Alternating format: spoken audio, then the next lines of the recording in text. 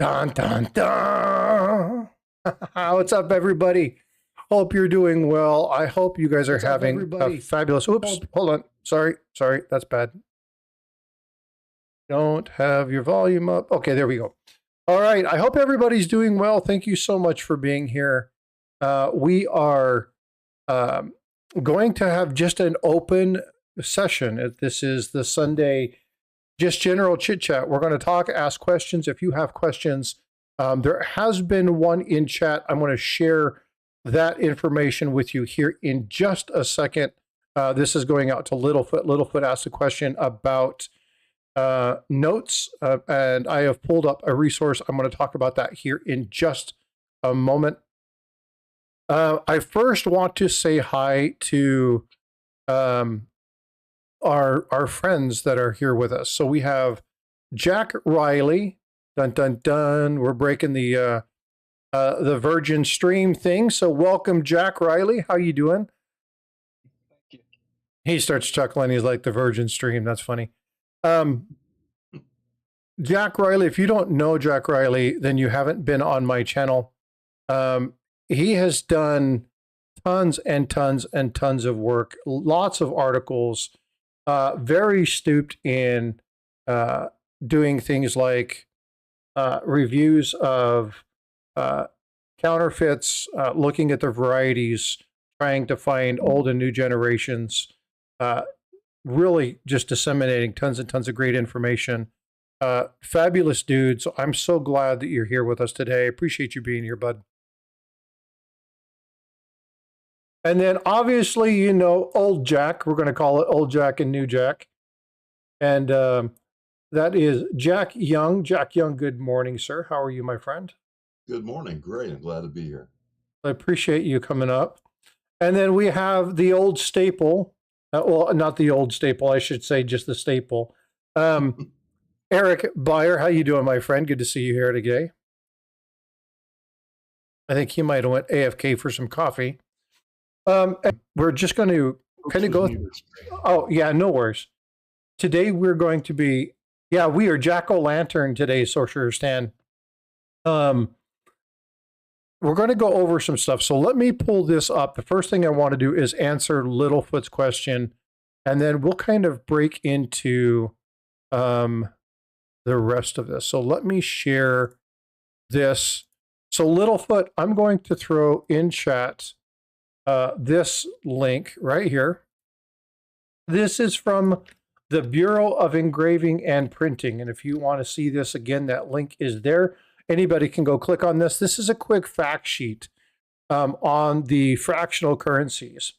Now, you can go look at this. You can dig into this particular item. But this will actually give you information about who's on it. It'll tell you what the denominations were, and it will give you the release dates for the runs, how many were produced, and the year in which they were produced. So I know you were looking for this resource. This is a really quick once over, something very easy for you just to kind of look at. But this is definitely here. So go click on that link, download this. You can keep this, go back and look at it anytime. But the one thing that I want to add, and again, anybody on panel can confirm this, if you're ever looking at any government-based element, doesn't matter if it's Morgans or if it's trade dollars or if it's money, if you're looking at kookaburras, if you're looking at the Canadian Mint, the best thing that you can do is go to that government's website and pull the information off of there. If you're looking at paper currency, engraving and printing, right? You want to go to the BEP. If you're looking at coins, you want to go to the United States Mint. Always go to the source first. You're going to get information.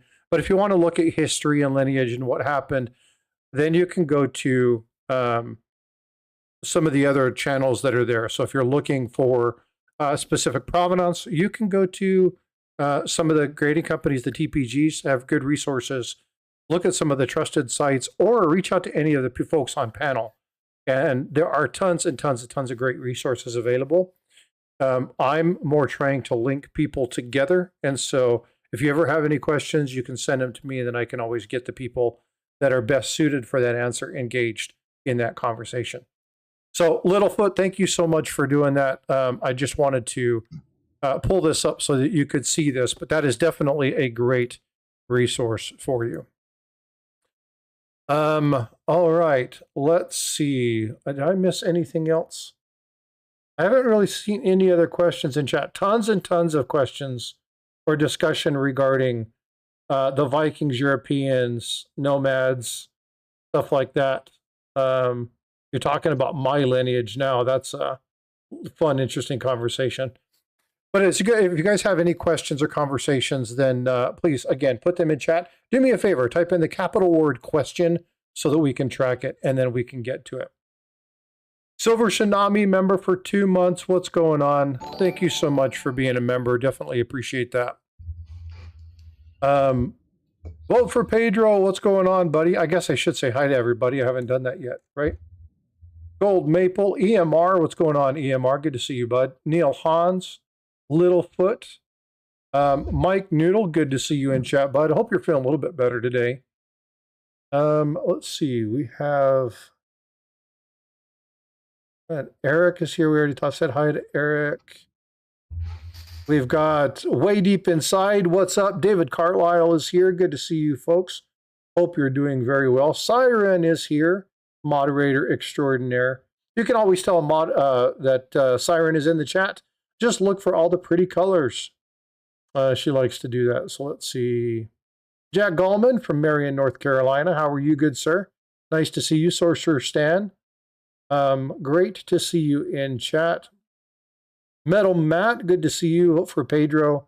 And if I've missed anybody, hey, Farm Dog, what's going on, bud? I think I've got everybody covered. If I missed you, then I do apologize.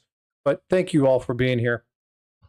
So let's talk to our guests. Let's see what they got going on. Young Jack, what are you working on? What kind of goodies you got coming up in the future for us? I'm hoping the 18th organ I showed you. Hopefully do an article.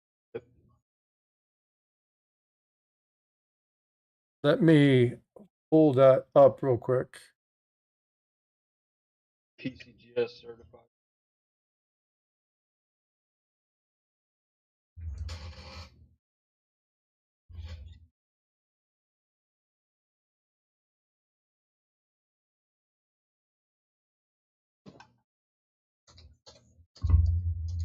I'm not seeing it.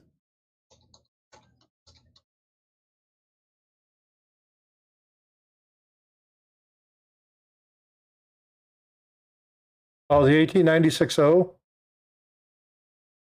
Okay, so let me...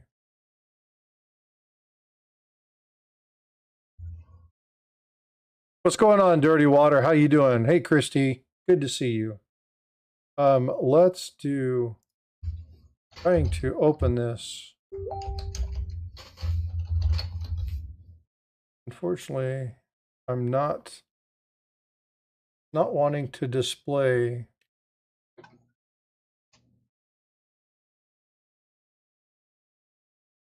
I can't get it to display. Can you send me a link? You can send it through Facebook. I just can't seem to get that open. It won't share for some reason.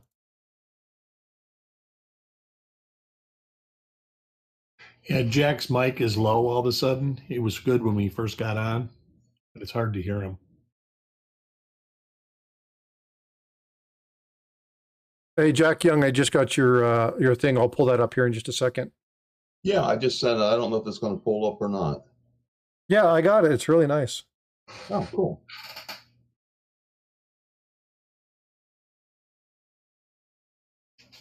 Just trying to improvise this morning. No, I appreciate that. There we go. Okay, let's share this. I don't know why it wouldn't display. This is the 18960 VG8. This is a counterfeit coin. You want to tell us about this one? Sure. Well, it's currently in an auction, so let's see how that goes. Contemporary counterfeit micro, but these shouldn't be in holders past 2005. That's when PCGS deemed all of these. This holder, fairly sure, is a Gen 6, so no earlier 2000.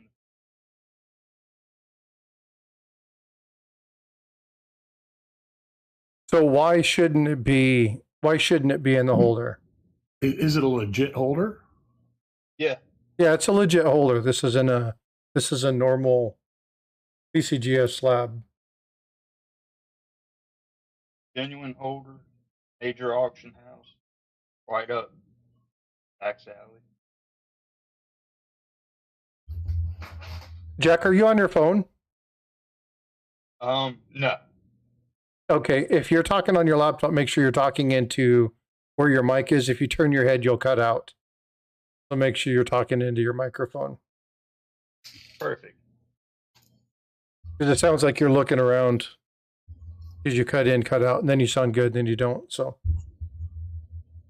no worries, though. So basically what he was saying is that this is an authentic slab. This has actually been graded by the TPG, but it shouldn't be. This is something that has been recognized as a counterfeit for a number of years, but it made it into one of the newer slabs. And so this is definitely an issue, something that got skipped over by the TPG.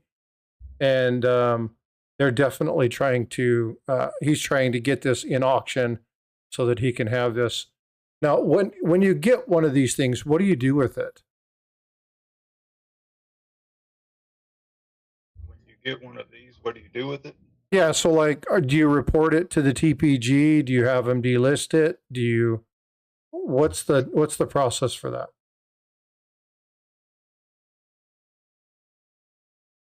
Maybe Jack Young can speak better on that, but I don't plan to do anything with this if I win it. I'll keep it. Jack, what are your thoughts on that? Yeah, and I'm glad you brought me up. You see the image for me. We've talked about that coin. That's one of the 1806 half cent counterfeits, and it's a similar situation. That's a coin that's been known for quite some time to be counterfeit, and the TPG knew it, and there were several of them in their holders. So you get to the point where you wonder if maybe they're not losing some of the information or some of the knowledge that they previously had. This coin should never have gone through. This, like Jack's, is a recent holder, and this one's a really recent holder. So it's kind of a boutique holder for a particular company that sells on whatnot. And with all the knowledge and all the information, it should not have slipped through. You know, I use these for education. I take them and make displays. As far as the TPG is concerned, I did notify the TPG. I had a contact there that I was involved with all the way back in 2015 when I got involved in these counterfeits. And he was well aware, but he's been moved into another position. And so whoever is minding the store at this point, this one slid through. So like Jack's, I mean, there's a big article out there about these micro O counterfeits by PCGS, acknowledging that everyone, including, you know, BAM World, all agreed that these were not U.S. Mint products, and they're very difficult to find in the PCGS holder now because of that. And now, lo and behold, we find one in a more recent holder. So it makes one wonder what's going on. Do you think that any of this has to do with the constant turnover by the TPGs and some of that, you know, knowledge being lost and having to be relearned?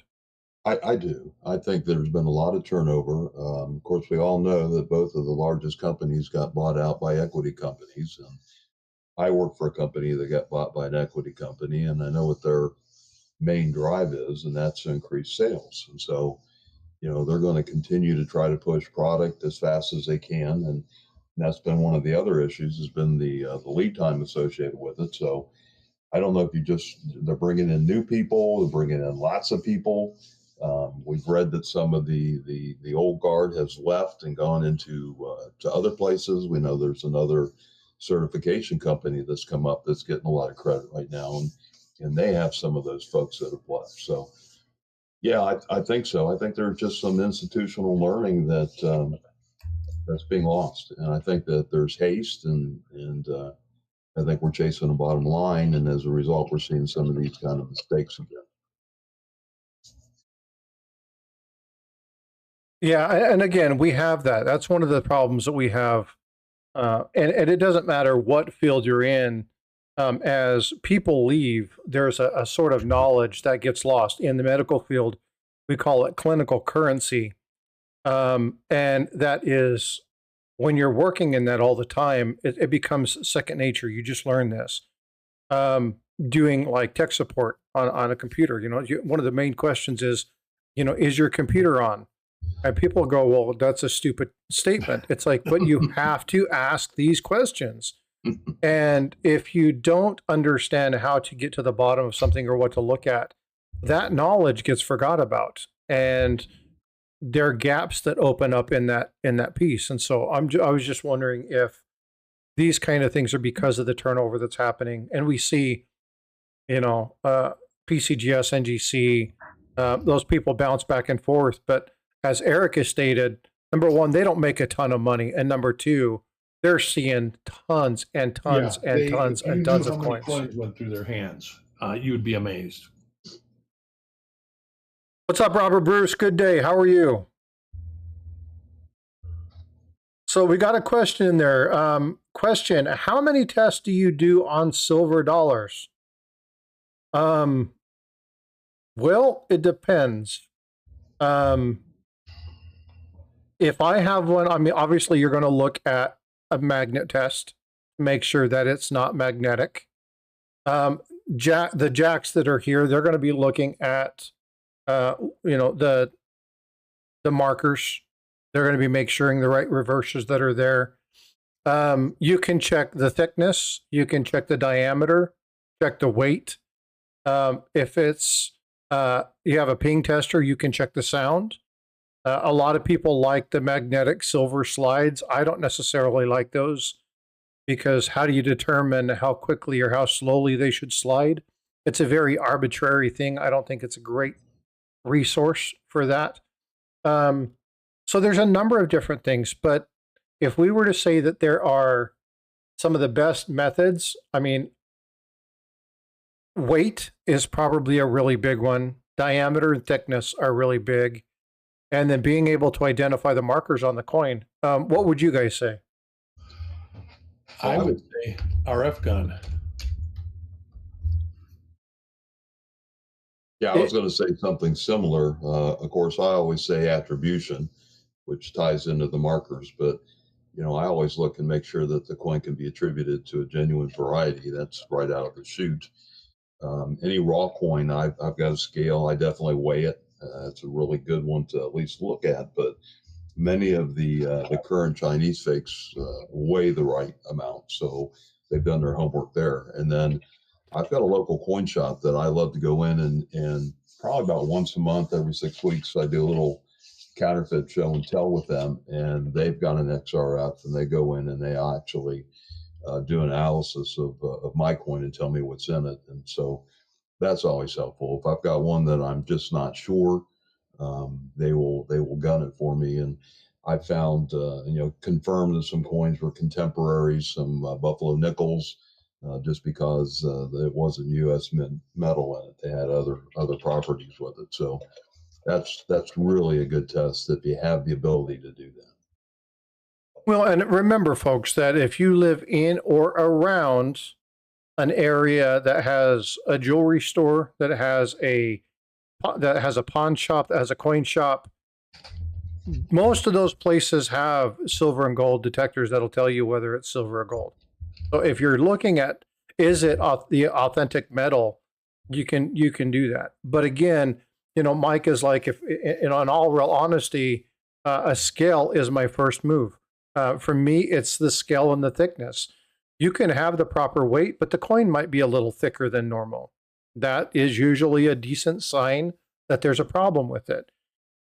If you're putting your coin into a holder and it's a Morgan dollar and the Morgan dollar is too big, it's a pretty good indicator you have a problem.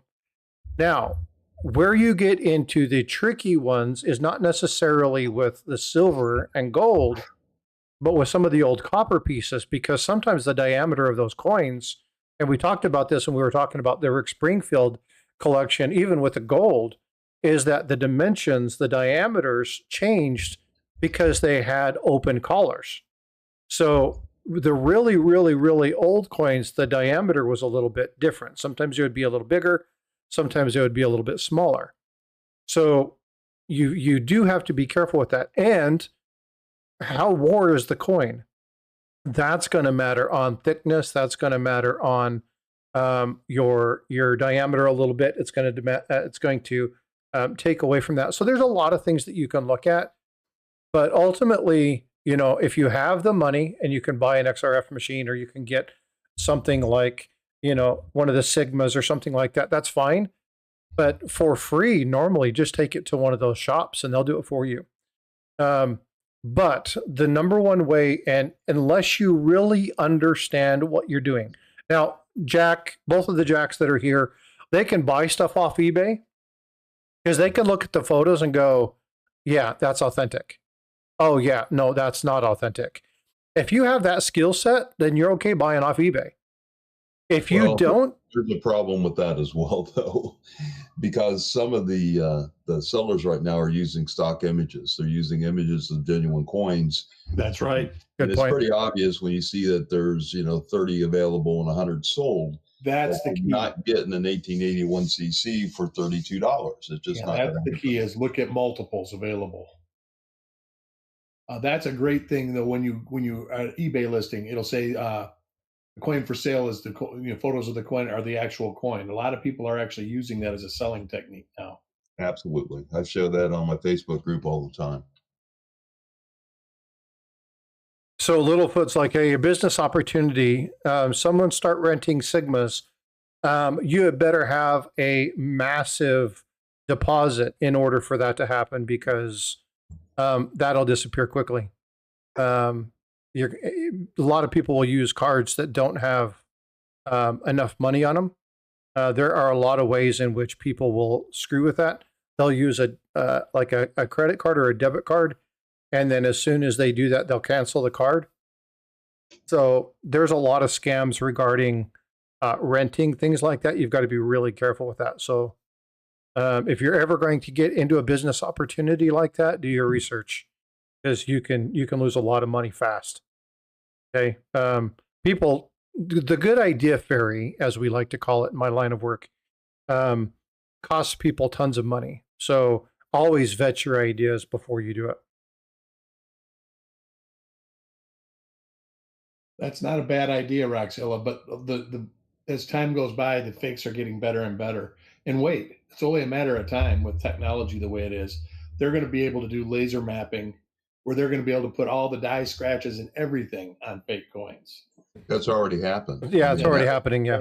That's the rabbit hole I went down in 2015, and I'm still finding those coins showing up and being graded and being slabbed as genuine. Yeah, and it's only going to get worse. I mean, you are going to see 1958 double die cents that are going to be fake, and they're going to look exactly the same. But the problem is they're going to have to buy one to get the images. They're going to have to own a coin to be able to do what they have to do. I think the technology exists, even with the manufacturing, to make ones and twos with like CNC routers and stuff like that. The micro finishing might be a problem still. Ooh, I gotta deviate real quick. Robert Bruce said, my bank, come to find out, they were breaking open the rolls of factory sealed Kennedy dollars and taking the silver out and rewrapping them. There was a Loomis branch that was basically taking all the silver out for a long time, and then they said it was cost prohibitive to do it. Yeah. Well, that's a good way to just break some trust out. But again, folks, a lot of these places, especially when you're talking bank versus credit union, one of the major things. Hey, what's up, Frank McCain? How you doing? Good to see you. banks are general design supposed to be profitable, right? Credit union's a little bit different. They still can gain some profit, but that's not their primary focus. They gain their focus through interest rates through loans, right? That's how a credit union generally does that. They can charge fees, but usually you'll see smaller fees on a credit union than you will a I'm bank. actually surprised they don't charge a coin rolling fee. Like because I know, like my credit union, they won't sell me any boxes of coins, Mine won't either. and that's because they pay a lot of money for that. Now, They do that. I mean, you don't realize that armor car company probably charges them $10 to roll that box of coins. when I get my rolls, now I deal with somebody who has a business account, and so if I'm going to get a box, like YouTube me, he was on his way in. He came up from Georgia, and I was like, hey, I want to see if I can find some of those 2024 Ds, Yeah, right? See if I can get some rolls from there. Ds. Or 2024 Ps, excuse me. Yeah. And I have Paula getting you the 2024 D because there's a smoke and double die reverse now. well, I can get the Ds here from Texas, but you want to try to find them where the majority They of were them are being in found. Portland, Oregon. Oh, well, then Paula better get on it. Yeah. But so he brought me a set because, you know, if you have a business account, you can do that kind of stuff. But yeah, that when I have to go, I have a bank that I deal with, and again, never take the coins back when you do coin searches to the bank that you get them from. I take them to my credit union. That's a good way of ruining that relationship. But they beg me for them. So I have 2 or 3 of them. The one that I take them back to has a Coinstar machine, and then they don't charge me any money if I deposit it straight into that account. That's right. Yeah. And so I leave it in there for 30 days, get the interest from it, pull it out, buy my next set of coins, and then, you know, we'll go through and do that. But my credit union, if I want to do it, I have to pay $15 for the box. Yeah, mine won't even do it. But they told me the reason they don't do it is because it costs a lot of money, and they're in business to make money in their credit union, so they're supposed to make money for their members and all that, you know, blah blah blah. Yeah. And but that's why they don't do stuff like that. And I'm amazed that big banks do it. I understand with business accounts because businesses need change and stuff like that. But I mean, you don't realize that most banks don't have vaults anymore. They have little vaults that hold some stuff, not these big giant vaults full of safety deposit boxes. That's days gone by. And they depend on the Armor Car Service to drop off their cash. So they're using the Armor Car Service banks or vaults. So and that costs money. Yeah, to the 2 Jacks, do you guys do coin roll searches? Do you guys do any of that? Or are you guys just primarily focusing on the counterfeit? I don't do coin roll searches. You know, I'm looking at things that are a little older than some of the current stuff, but I do work at the post office. I work on the window, and we have a lot of change goes through us. And just one comment I'll make, we go to the bank and we'll get a roll of pennies and 1 cent, and on both ends they'll be shiny, and in the middle they'll be roadkill. So right. I don't think any machine does that. I think that's an intentional thing. Some of them are so bad that I put them aside. I won't even give them to a customer. We've still got a bank here that won't use dollar bills. They still use the dollar coins. Or a post office. Port Charlotte post office. Gotcha. Yeah, you go in there and give them a $10 bill, and they give you 5 $1 coins back.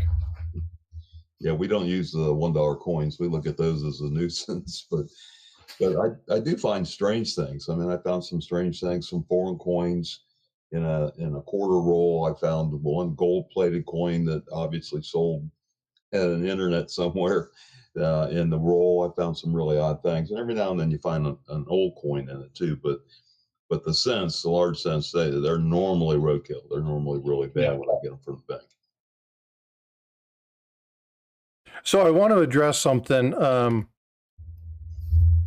that Way Deep Inside said on the other chat. And I apologize. I had it open, and when I changed the screen, for some reason it got hidden. So I fixed that. Way Deep Inside said they feel it's intrinsically dead wrong of PCGS to put a counterfeit coin into an authentic holder It wasn't done by design. It wasn't done on purpose. It's just something that slipped through.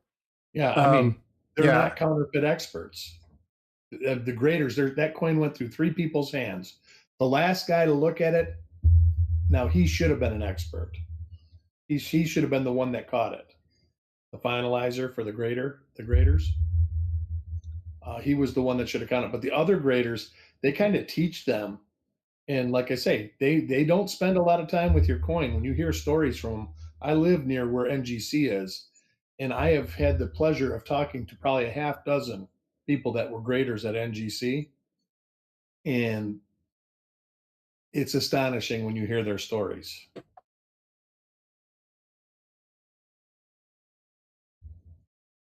Frank McCain says that the Max near where they live gives out Susan B. Anthony's as change. I would love to be able to find some of those in the wild. I won't pay for them, but I love getting those in change. They remind me of my grandparents. I drive to the post office near me, and they'll give them to you in change. Like I said, their stamp vending machines and stuff are still dollar coins only.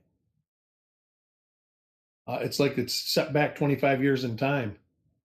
Kind of like Billings, Montana. Yeah.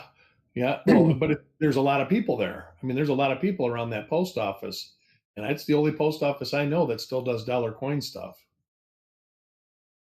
Oh, see, Mike, that's what I just said. I won't buy them. I like finding them in the wild. The thing that I like to do is, look for that near date. But they just remind me of my grandparents, because my grandparents used to collect them. And when I was a kid, I used to take them, and I would go buy something at the store, and I'd get into arguments with people at the store, and I'd eventually have to go back and tell my grandparents that they don't work, and kind of get myself in trouble, because they would be like, "Well, why do you have this anyway?" Because they thought all of the Susan B. Anthony's were valuable and rare, and it's like they're just $1. It's not the right ones. They're not, So they were all reminds me of my grandparents. God, I remember when I was a kid getting 71, old Ikes in change. Boy, you felt when you were a kid and you had a Ike dollar in your pocket, you felt like a big man. Well, Jack, what was it like getting flowing hair cents in change? Well, actually, I got Buffalo nickels, so it didn't go back quite that far. I'm just being funny. I know. Jack Riley got shield cents in change. Right. Still does. Yeah, he's like smart aleck. Hey, so I'm going to pull up what you sent me, Jack. Sure. And let's go over this. Why don't you talk a little bit about this setup? Yeah, I've put together a new article, and it's being considered for publish right now. The image that you see is from my original article about 3 years ago. I wrote an article called "It's a Jungle Out There: Late Date Counterfeits" for Coin Week, and I had a number of images and went through and showed all the tells associated with those. And if you can scroll down a little bit here. And so that was actually my example. It was one of the ones that I showed in the article. And then down a little further, this one had actually been submitted to PCGS, and they correctly identified it as counterfeit. And it's the only one I've got that has this designation, which I thought was kind of cool. They call it counterfeit, and they said false dies, and that's exactly correct. This family of counterfeits was made with one genuine coin, and they created dies from that without dates. And then they would go in and drop in different dates, and they had a whole series that ran from basically 1840 all the way through 1857. So the obverse was the same on all of those, other than the date and the date position, and then the reverse was common to the family as well. Keep going down. And I just talked about an 1857 genuine example. There's two dates, a small date, a large date. There's really only a couple of true varieties. There's a couple of ones that were made for circulation. There are a couple that were made as proofs only. but they all follow the same location and date digits associated with this image. This image came off of PCGS, and it's really a good image. Then going down a little bit further. So real quick before you do that, I want to explain the difference between the two. You'll see the gap up at the top and then the gap between the 5 and the 7. You'll see how narrow that is, but you'll see how close they are to the identicals. So if you're wondering what the difference is, look at the space here, up and up, the above and below the date, and then that gap in between the 5 and the 7. You'll see that's kind of some of the main differences. Anything else you want to point out on that? Well, other than you can obviously see that the size of the date is different. One is much smaller than the other. Well, if you have them together, right? And so you may not be looking at these together. So yeah. Sure.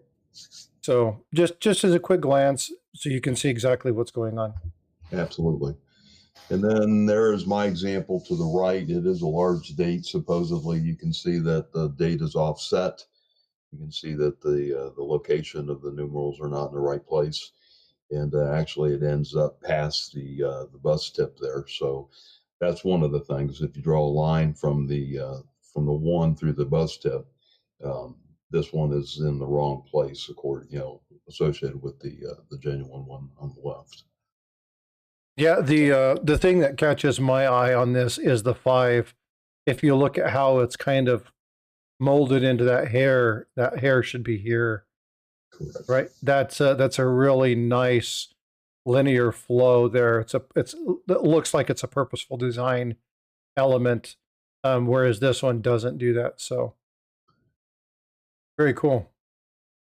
And then going down, I identified some of the sister marks. And although the reason I even wrote this article was 3 years, I write the article, and then here currently a very large dealer had one for sale, and it's basically identical. It is the same position of the date to the one that I had and the ones that I showed in the article.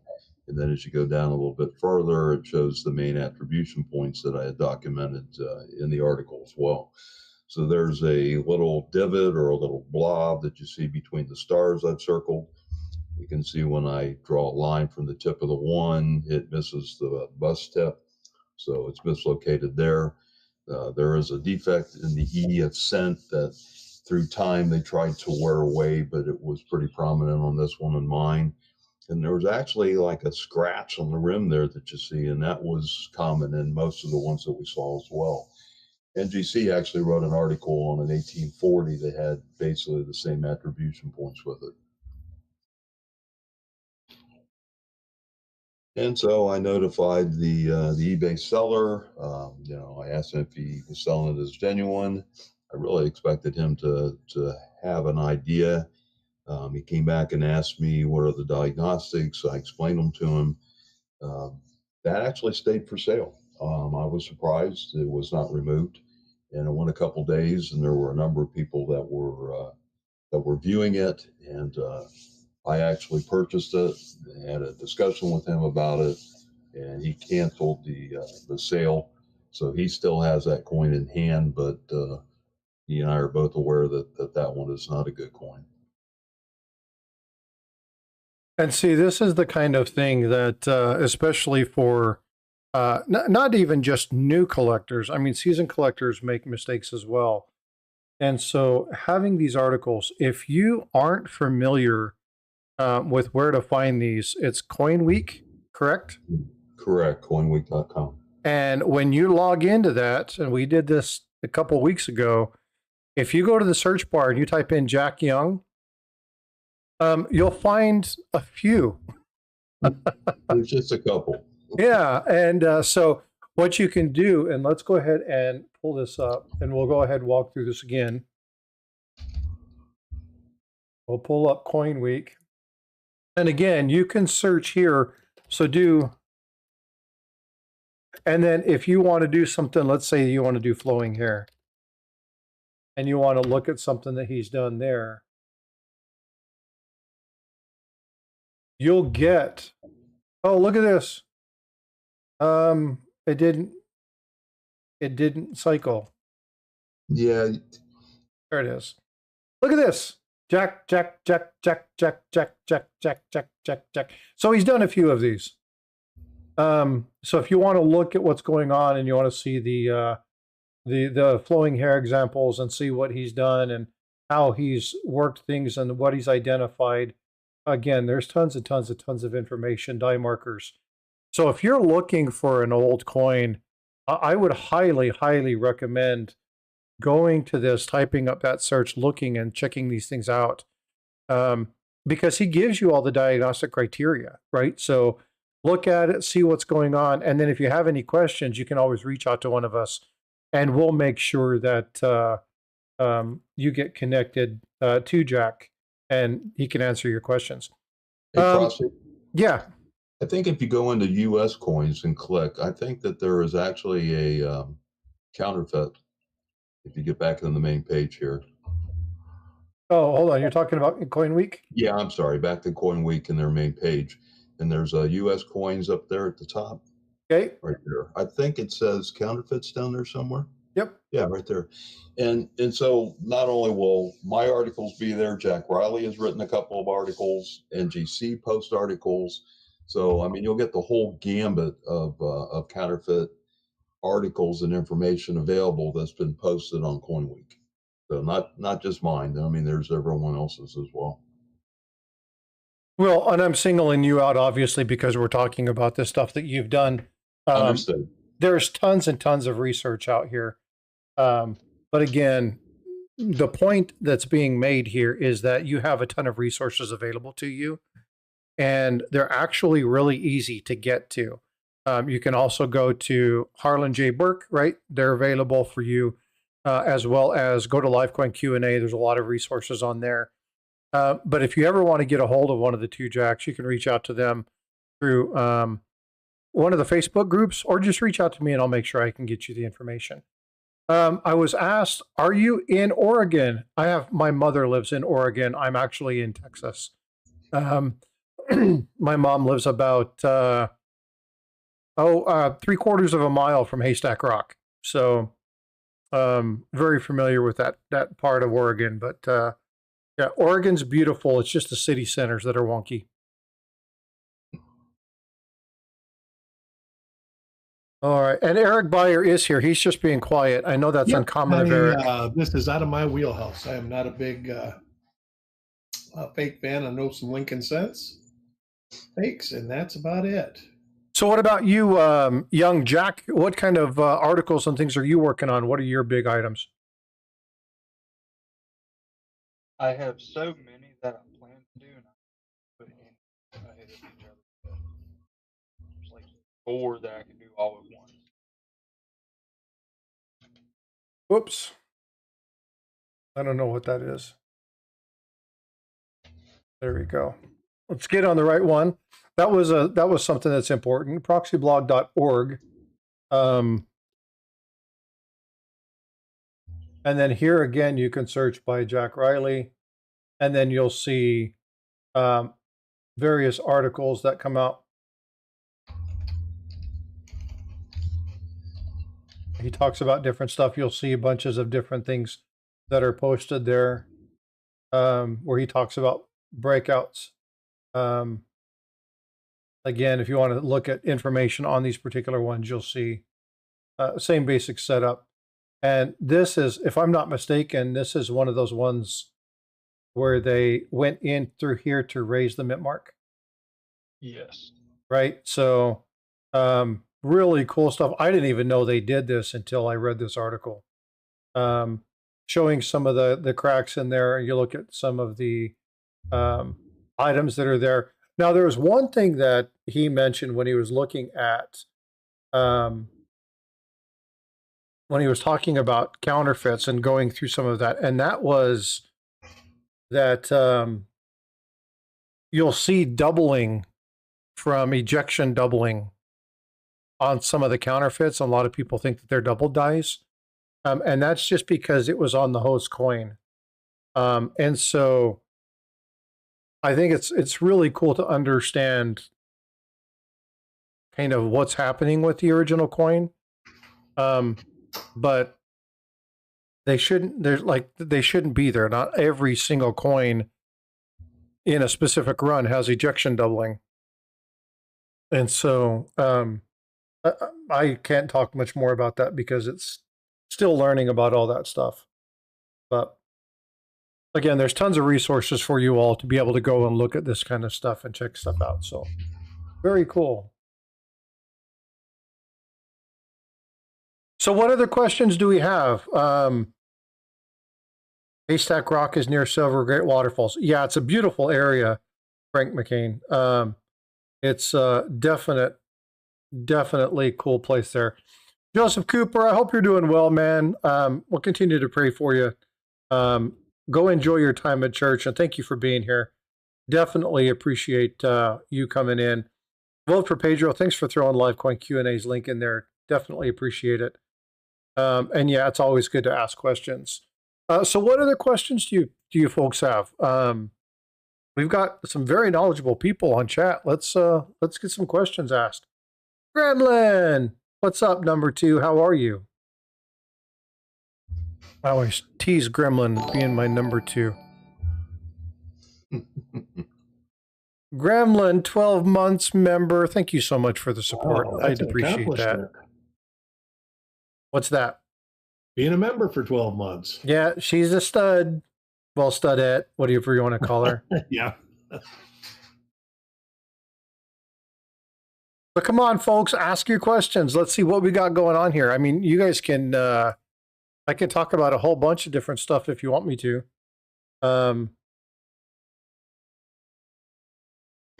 Jack Young, what's your favorite dad joke?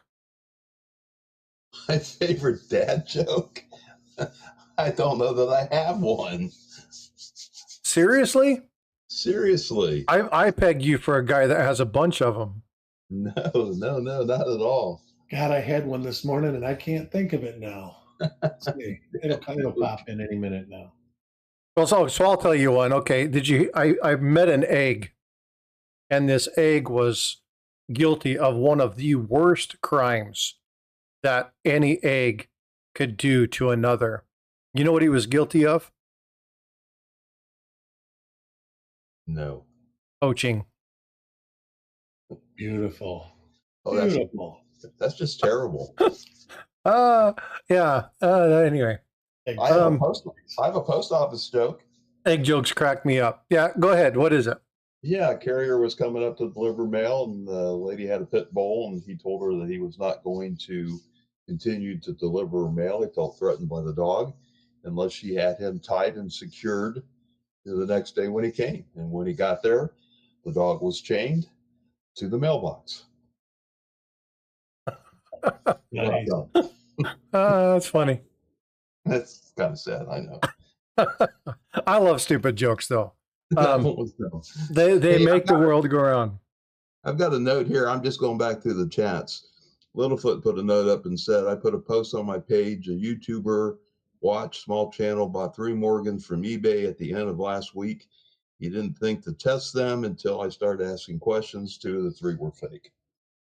That's kind of a common thing, is it not? It is.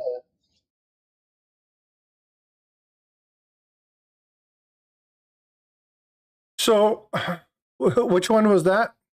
Littlefoot. Okay. I didn't see that comment. Yeah, I just went all the way up in scrolling. I've got this open on both sides here.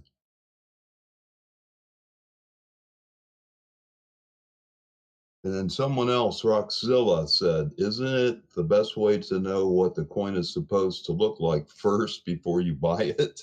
Well, I told him he was correct. That is one of the best ways, is knowing what your coin looks like. That's right. Well, they say, so correct me if I get this wrong, buy the book before the coin. They say right. that. Yeah, and so you want to make sure. Yeah, buy the coin, not the holder. Absolutely. That's right. Southern Coin Hunter says, I have a 2024P Lincoln cent that will be listed on Wexler's as DDO001. I guess he has a plate coin? Who is this? Southern Coin Hunter. Oh, he's got one of the ones. You want me to bring that picture up? Yeah, go ahead. Pull it up. Let's see if it's this one. We got one that's listed. And I know that Variety Vista is listed one now, too. So while you do that, Littlefoot says, what did the green grape say to the purple grape? Breathe, idiot. I love that one. That's funny. My computer's just chugging. Here's another question. Christy Lamorix, I probably didn't pronounce that right. Lemero. Thank you. Does a counterfeit that made it through the grading company add value for being an oddity? Oh, that's a good question for you. Some people collect error holders. It might fall under that genre. Not so sure about that, though. It in the eyes of the third-party graders, their guarantee kicks in, and they would certainly like to get any coin holder than theirs is genuine that's counterfeit back, and they all guarantee authenticity, so they're all willing to pay whatever that invoice price was. I hang on to them because I use them for articles and I use them for displays and for educational purposes.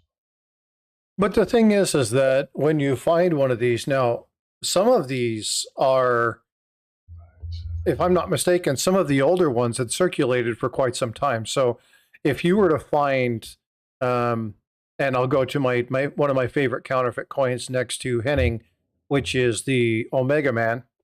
If you were to find one of those, they would carry a premium because there's a provenance story behind it. There's a level of mystery, right? So there are some that in the original TPG actually go for more money. Is that not true? It is. I mean, the Omega as well as the Henning, if you find one of those in an actual genuine holder, they would certainly demand a premium. They demand a premium as they are right now, yeah, as well as contemporary counterfeits and the micro O's that Jack talks about and he's been chasing. Those are going for a premium now. And if you find one in a PCGS holder, then that's even a better prize, if you would. The last So this is that. Oh, go ahead, Jack. The last 1896 O micro label PCGS Lab sold for $1,500. I didn't catch most of that. I'm sorry. Yeah, the last 1896 micro O in a PCGS Lab sold for $100 a couple of months ago. Yeah, so there's definitely value in some of those. But again, to each their own. It's what people want. But again, I have to go back to a very old statement, and that is just because somebody's willing to pay that doesn't mean that's what it's worth. So be careful getting lured into a false sense of, oh, this is an error. It's going to be worth this. That doesn't necessarily mean that's true. So exercise a little bit of caution in that. But very cool. So this is the same coin Southern Coin Hunter found. It's going to be listed at Wexler. He says, yep, that's it. Yeah, this is a late die state. I'm hoping to have an early die state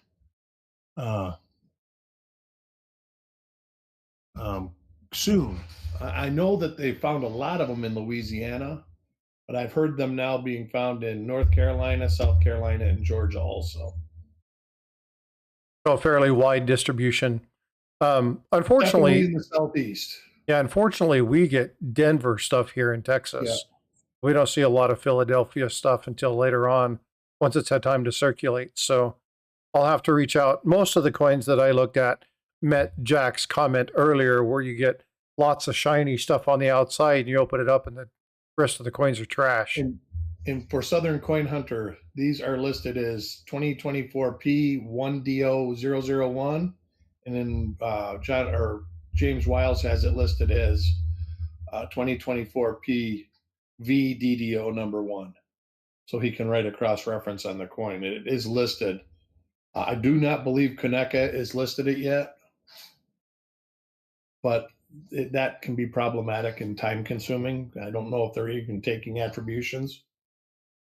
So this is one of those things where you can find this in your pocket change, right? So that's right. As far as I know, the first 3 examples were found in pocket change. That's where Southern Coin says I found mine coin roll hunting. And this was found by Chris Hurley, Coin Roll Hunting. Yeah, you can find these. So there are things that you can find. Now, I don't know what the value on this would be. It's not. This could be, and we know that it's an early, all the way to late die state. So there's got to be a lot of them out there somewhere. This could be as good as a 95. I mean, you look at, that's not in the early die states. This is a little bit better, but you go into towards trust, and it really starts popping out. You can see it right here. Yeah, well, when you looked at the trust, the RN trust had some really good doubling. Yeah. And it's even on the ear. This example, it didn't really show on the ear. This is the huge die crack that is in the head. Then there's a die, like I say, there's die cracks all over this example. So. What's up, Dandy Dave? Good to see you. Even Rose, what's up, brother? A couple days later, if you look on Wexler, there's a really big double die reverse now in 2024D. And that would kind of take me back to 95. There's rumors, I've never heard it from anybody that worked at the Mint. There's always been rumors that during a Mint tour, one of the people at the Mint said that those were created on purpose, the 95 double dice, 95 DMP. And then they just put them out. It wanted to see if it could be done with the method that in the equipment that they used. I'm not so sure of the truthfulness of that, but it's good story, you know. It's good water cooler stuff. And they're doing that because of why? I guess I missed that. Well, this one, it might just be because I mean, it could be because personnel changes. In 95, the director, I guess, says, "Hey, we want you to make these a set of dies, doubled dies," and they did. And then they put them into production and just, you know, they didn't throw them out. I don't know if it was intended to mint coins for production or not. The 95P is way more common than the 95D. Did they do that to gain information? I think because that's when they were going to new equipment that did single squeeze hubbing. Yeah. And now, of course, now it comes out that they've always put a second squeeze on if it needed it. And that $half basically have never been able to be single squeezed correctly. I mean, it's very rare they get it in one squeeze. So, but something has changed. I mean, 2023 on, there's all sorts of double dies again. So something has changed in the manufacturing process. Well, they changed. Do you think it's the position of the presses because they changed from vertical to horizontal presses? Well, no, because this would be in the hubbing process. So I think that it could be either worn equipment, a change of equipment.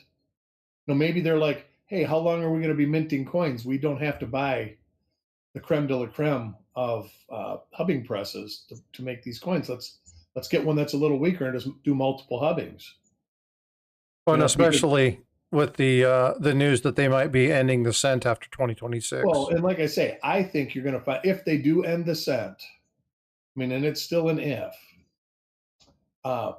can you wait till you hear the monetary catastrophe that's going to be coming up when they're minting 1 billion nickels every year that costs 13 cents a piece.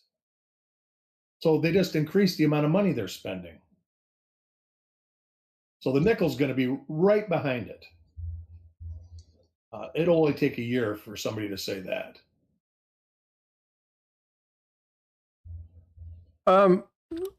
It's going to be interesting to see if you look at longevity of coins.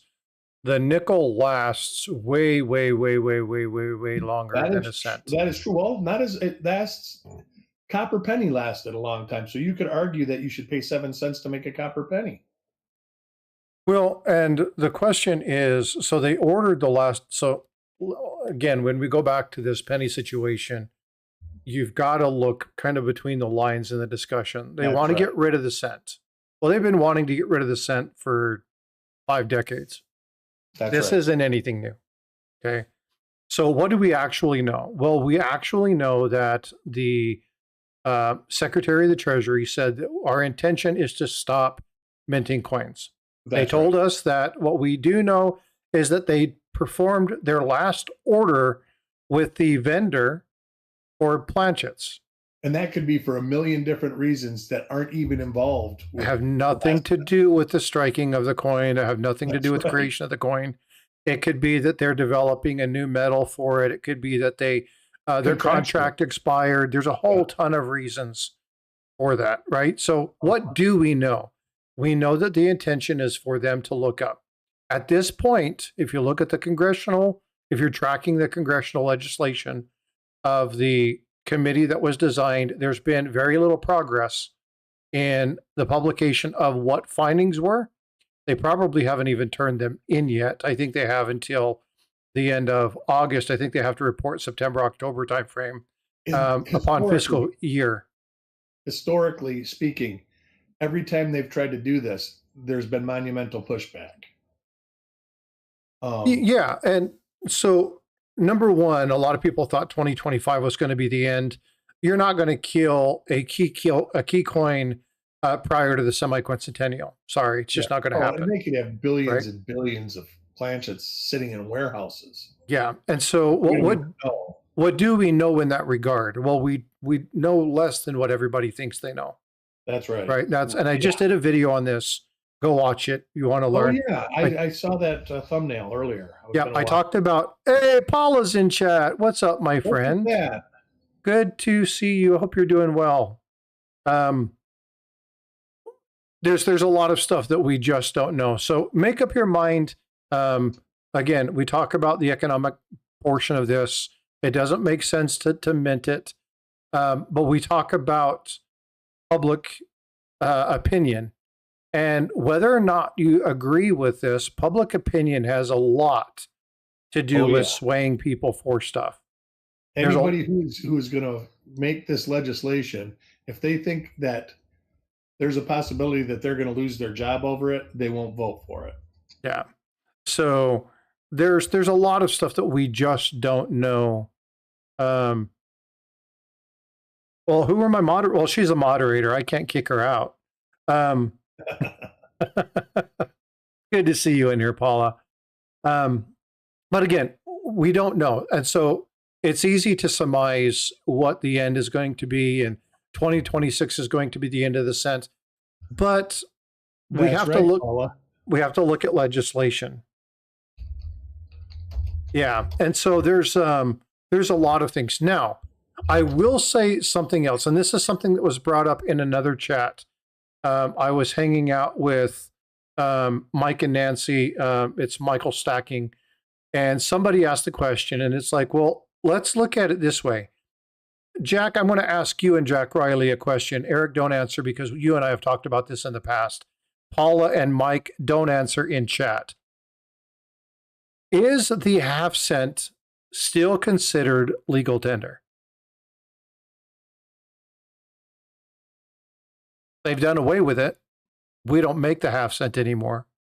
They discontinued it in 1857 when they went through and did a number of things and went away from a large cent. They actually discontinued the half cent. Okay, but I do not think they demonetized it, so I don't know that it's not legal. So what about Young Jack? I don't think there's any U.S. coin that's been. There was one, the trade dollar, I believe, was at one time and then accidentally reinstated. So that's correct. So when we're talking about the end of the cent, it's very important that we're not talking about the demonetization of it. To date, I don't know of any coin that has been demonetized.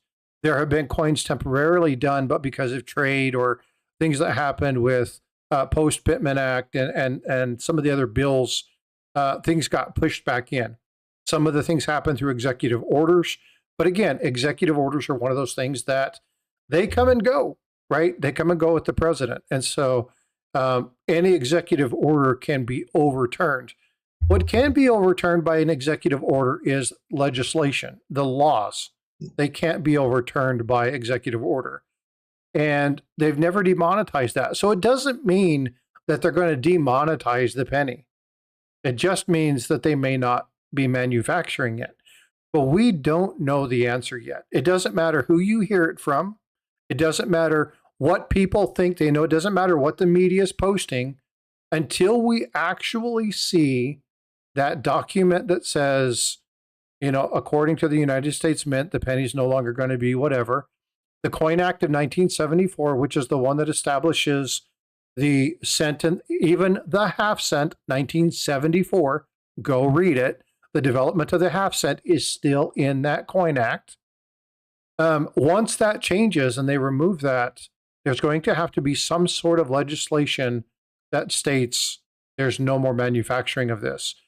The Secretary of the Treasury does have the right not to mint coins if they feel there's enough of them, but it's going to take legislation for them to say we're not doing this at all. Yeah, if you have all the Fed Reserve directors saying, "Hey, we're out of pennies, we're out of cents," they'll make them. Yeah, or if they come back and they say public sentiment is really kicking us in the butt, and if we do this, we're going to really anger a bunch of people. You might see a shift in change. Now, one thing that I showed, I'm going to pull this up. It's a graphic that I built for you guys. So give me just a second while I find this. One of the things was looking at the total number of minted coins. And what's important here is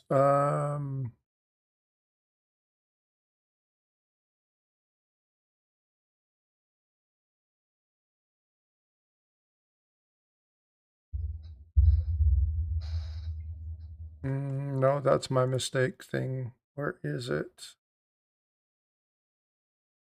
Oh, maybe I don't. Maybe I didn't make the, or I may not have completed it. I may have to get on my laptop in order to find this. So I may have to present this. I'll put it in chat. But one of the things that I did, and you have to go look at that penny, is I included in there a chart. And it's actually the charts on the thumbnail. And if you look at the last 5 years, you're going to see a massive decline in the number of coins minted overall. Not just coins, dollar bills also. Yeah, everything is declining. Yeah. And that's not because they're getting rid of everything. It's just they don't people are utilizing electronic transfers and EFTs and ETFs and all that other stuff. So they're making it less and less and less and less each year. So if they get to a point to where, let's say that they decide that the cent is something they're not going to create, your zinc cents are designed to deteriorate. They're designed to kind of like fall apart, right? So you may run into a situation where so many pennies are pulled out because of the copper content that they no longer have enough to fit that need. And they may come back and say, we're going to do a special run, 2027, 2028, just to get the numbers back up so that we're good. No, Kraken, this is live. I don't do pre-recorded live stuff. Good to see you, though, Kraken. You mean, is it Memorex? Yeah. I'm old. That's definitely... When I think of Memorex, you know what I think of? No. The pencil rewind. Yeah. You put the pencil in there and you spin it as fast as you can to rewind that bugger. Y'all remember doing that? Well, Jack Riley may not, because he doesn't even know what a tape is, but... Come on, Jack, I'm picking on you. I can remember having 8 tracks. I still have one. There are a lot of people who collect those things. Exactly. Yeah, they've got to be pristine, basically, though, to collect them. It's like videotapes. Everybody's, I got this videotape, but they really, the ones that are worth money are still, shrunk wrap and all that other stuff. And where do you find a VCR to play them? Yeah, I mean, that's pretty tough. I still have a VCR. Does it work? Yeah. It does. I have old videos when my daughter was growing up. We still have her collection. She still has a VCR. The one that she has is a VCR DVD combo. It has both of them. Or I shouldn't say DVD, it should CD combo.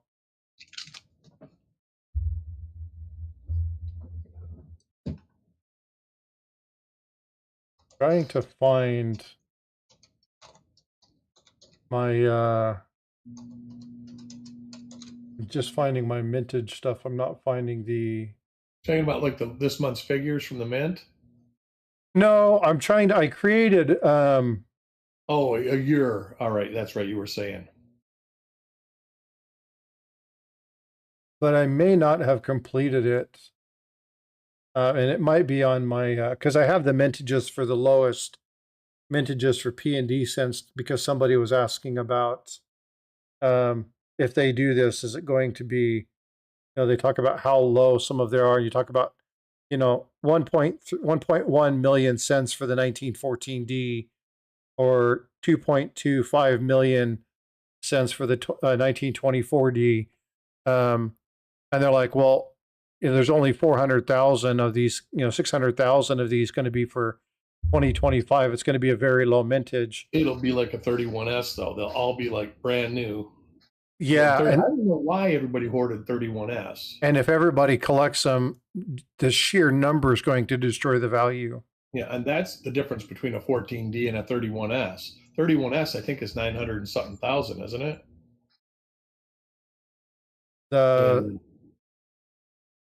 Yeah, I don't know.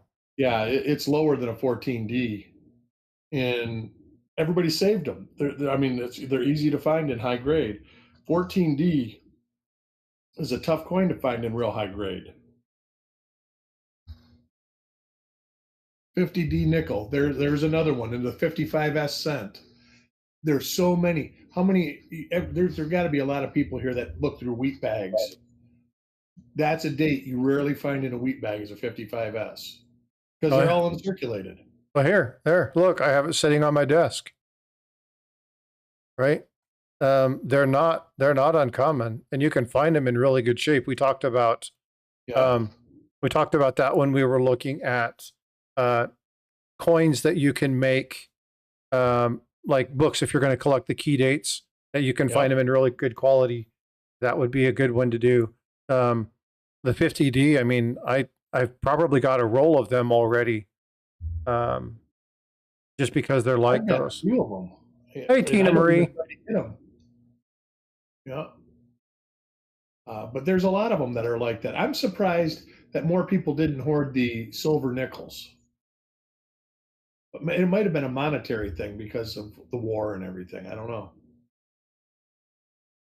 Yeah, Paul is exactly right. If you're going to buy cents, buy the key dates, not 2025s.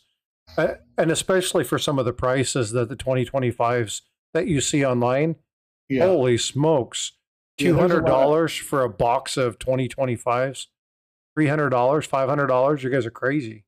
And I think they're already at 1.3 billion cents for the year. They are. Yeah. Cents. We'll see here in a couple of weeks, we'll see new numbers. It went up, but I think it was very marginal this month. I think it was only like, it went from like 1.25 to 1.3. Jack Riley had to take off, so thanks for being here, brother. We'll work on getting the audio done, but I appreciate you coming back up. It's always hard the first time you come up. You never know what your stuff is going to sound like, but I appreciate you coming up and hanging out with us. Very knowledgeable guy, man. He's a stud. Bob Smith, what's up? Any thoughts on the 2025 Italy 1 ounce silver? First year mint 15, 3,000 of them done with special packaging. I haven't looked at it, but we can definitely take a look at it.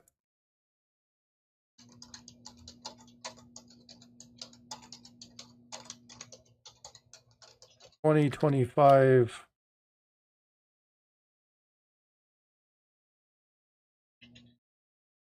I have to pull this up. Let's go look at the information. The flora and fauna, is that what you're referencing? Correct me and let me know if I'm looking at the right one. A nature coin. Yeah, flora and fauna. Okay. So let's look at some of the details. Italy's first ever silver bullion coin. It sold out at the mint almost immediately. The face value is 0.25 euros. Diameter is 38.61. Limited mintage to only 16,000 coins. That's a pretty low mintage. And with it being their inaugural year, if you like that, you might definitely pick that up. It looks like it's going to be, now I don't know, you can find it on, I'm trying to pull it up, you can find it at AppMex right now for about $80. So it's going about 200% the spot price of silver. I'd have to look at a number of different places to kind of see if we have kind of an even keel in pricing there. I haven't looked at this coin long enough to be able to determine. I'm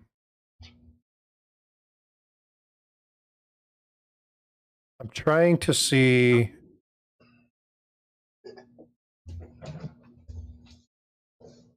It doesn't have a denomination, so it looks just like it's a silver bullion round. It doesn't look like it's an actual coin.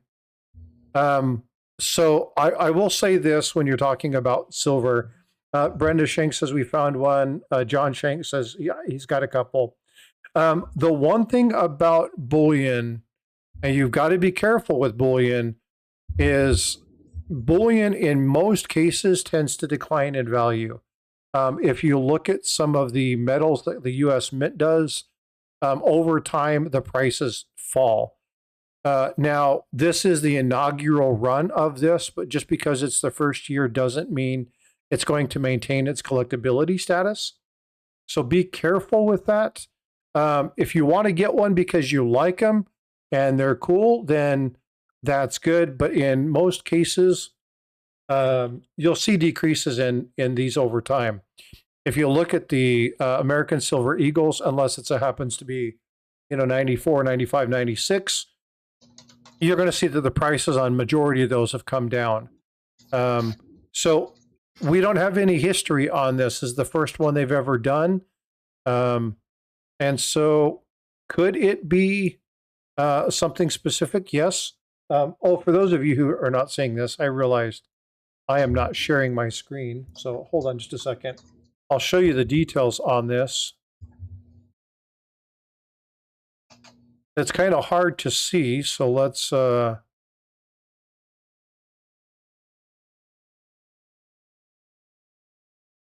is it not coming up? There it is. Okay. So here is AppMex. This is something that I found on it again. Oh, Jack Young's going to have to take off. Jack, thank you so much for being up here. Appreciate you, brother. Jack. Yeah, thanks for having me. I really enjoyed it. Thanks, guys. So when we're looking at this particular one, again, this gives you the details of it. The mint mark R stands for Rome. There's no grading service on this. The packs come in 20, thickness 2 millimeter, 38.6. So it takes a 39 millimeter holder. It is pure 99 pure silver. Its denomination is a €0.25. So being a €0.25, it actually is a coin. Okay, cool. Let's see. But here's the item. This is so you can find them. Again, if you're looking at getting one, go ahead. Again, it's 2 times the price of silver. So it's a very expensive one. But it's the first year. So again, you have to make up your mind. If you want to do that, then you can do that. But I can't tell you to buy one. But I can't tell you that it's going to maintain its value, but we'll see.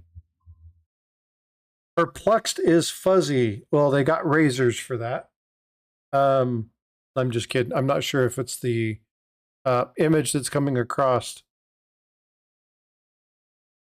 Bob, did you have any other questions on that? I got one at Mex. Not sure if it's worth. Oh, see, now here's the one. This is something that he's talking about graded ones for $200. My opinion, no. Yeah, I would not. My opinion, you'll never see the value in that. A lot of people like the Eagle privies, right? Now there are people that are going to disagree with me, and you're fine. I don't care if you disagree with me. I've got to give you what I feel is in the best protection of the community. And my call would be spending $200 for something like that. No. The first year ASC is not a high value coin. Nope, there's so many of them. Now this is limited to 16,000. So that limited mintage, maybe they take off, maybe they don't. But I'm going to give you an example of a coin that everybody expected it to go really, really well. And now you can buy them for the same price they were going when they were released, when silver was $21. And that is the Samoan painted elephants, the African elephants. They were supposed to be one of those coins that were really going to blow up. Let me actually see if I can find one of those.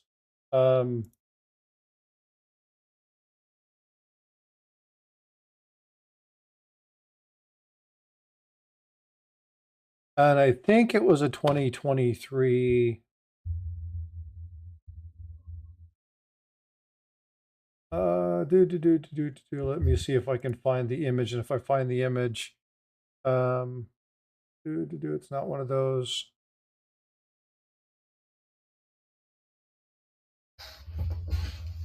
When I find it, when I see it, I'll find it. I have one. I actually bought one for Great Scott for picking me up when we went to the Tulsa Coin Show. And I don't know if it's 2020.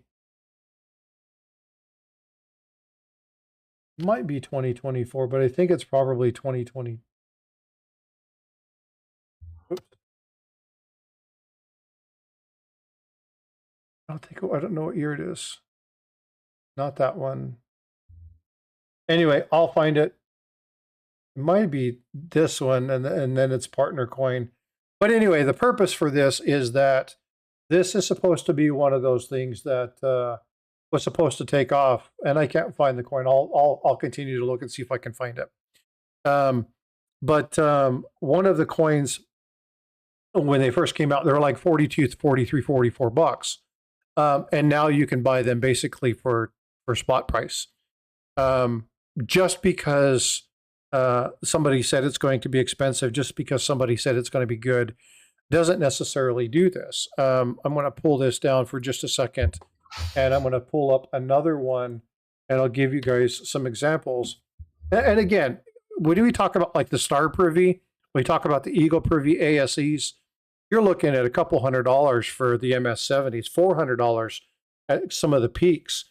I absolutely would never recommend anybody spend that kind of money. However, to each their own. If that's something that you want to do, I mean, you do it. But I can't, in good conscience, recommend getting a 500,000 mintage in a special label for 400 bucks. I can't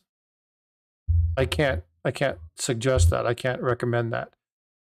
So bullion coins, definitely not. Now, if you're going to go spend 200 bucks on a coin, go get you a 1921 or a 1928 peace dollar. Go get you a 1914D at good 8 or something like that, so you can have one of those key dates. You can find one of those for about that general price point. There are some cool numismatic coins that will hold their value way more than that bullion piece. They may not look as pretty, but they're going to hold their value more. So I like the word firm. Was it in the, what's the... No, Mike just said my firm does appraisals.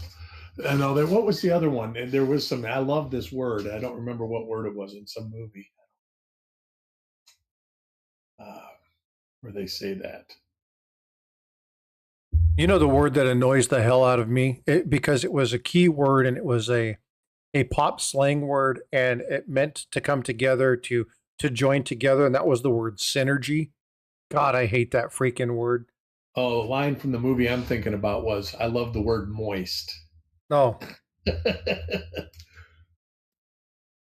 When he said my firm does appraisals, I just thought of that for some reason.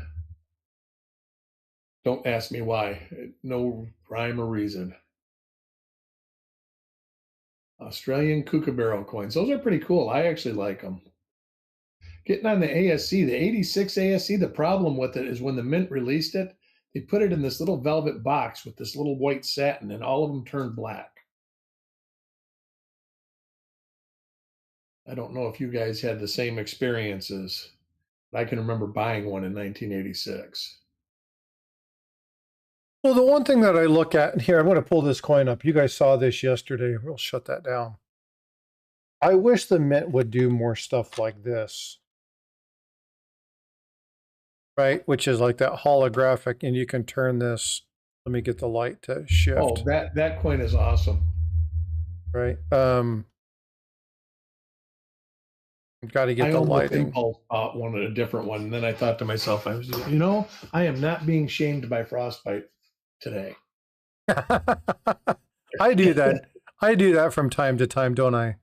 Yes. Let me get this fixed. It drives me nuts when this happens. When the autocorrect.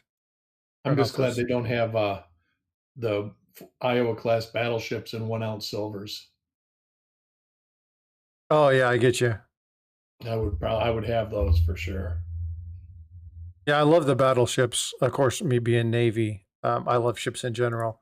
But it's so cool. I love the holographic, the red, the green, the blue that comes with this. I wish the U.S. Mint would do more stuff like this and actually, create some designs that were like nice.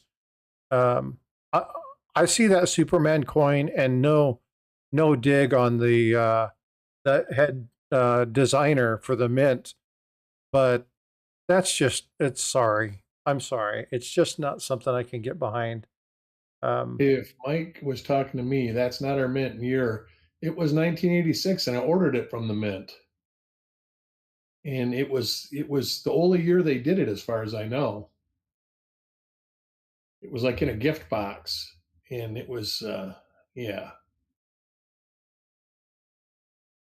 Got one for me and one for each of my kids, and they were black within a year. Oh, Frosty's ship. Oh, 2025. Isn't that a 2025? Yeah, it's put this around. Know that they've made them from like 2006 all the way up. This is a 2005.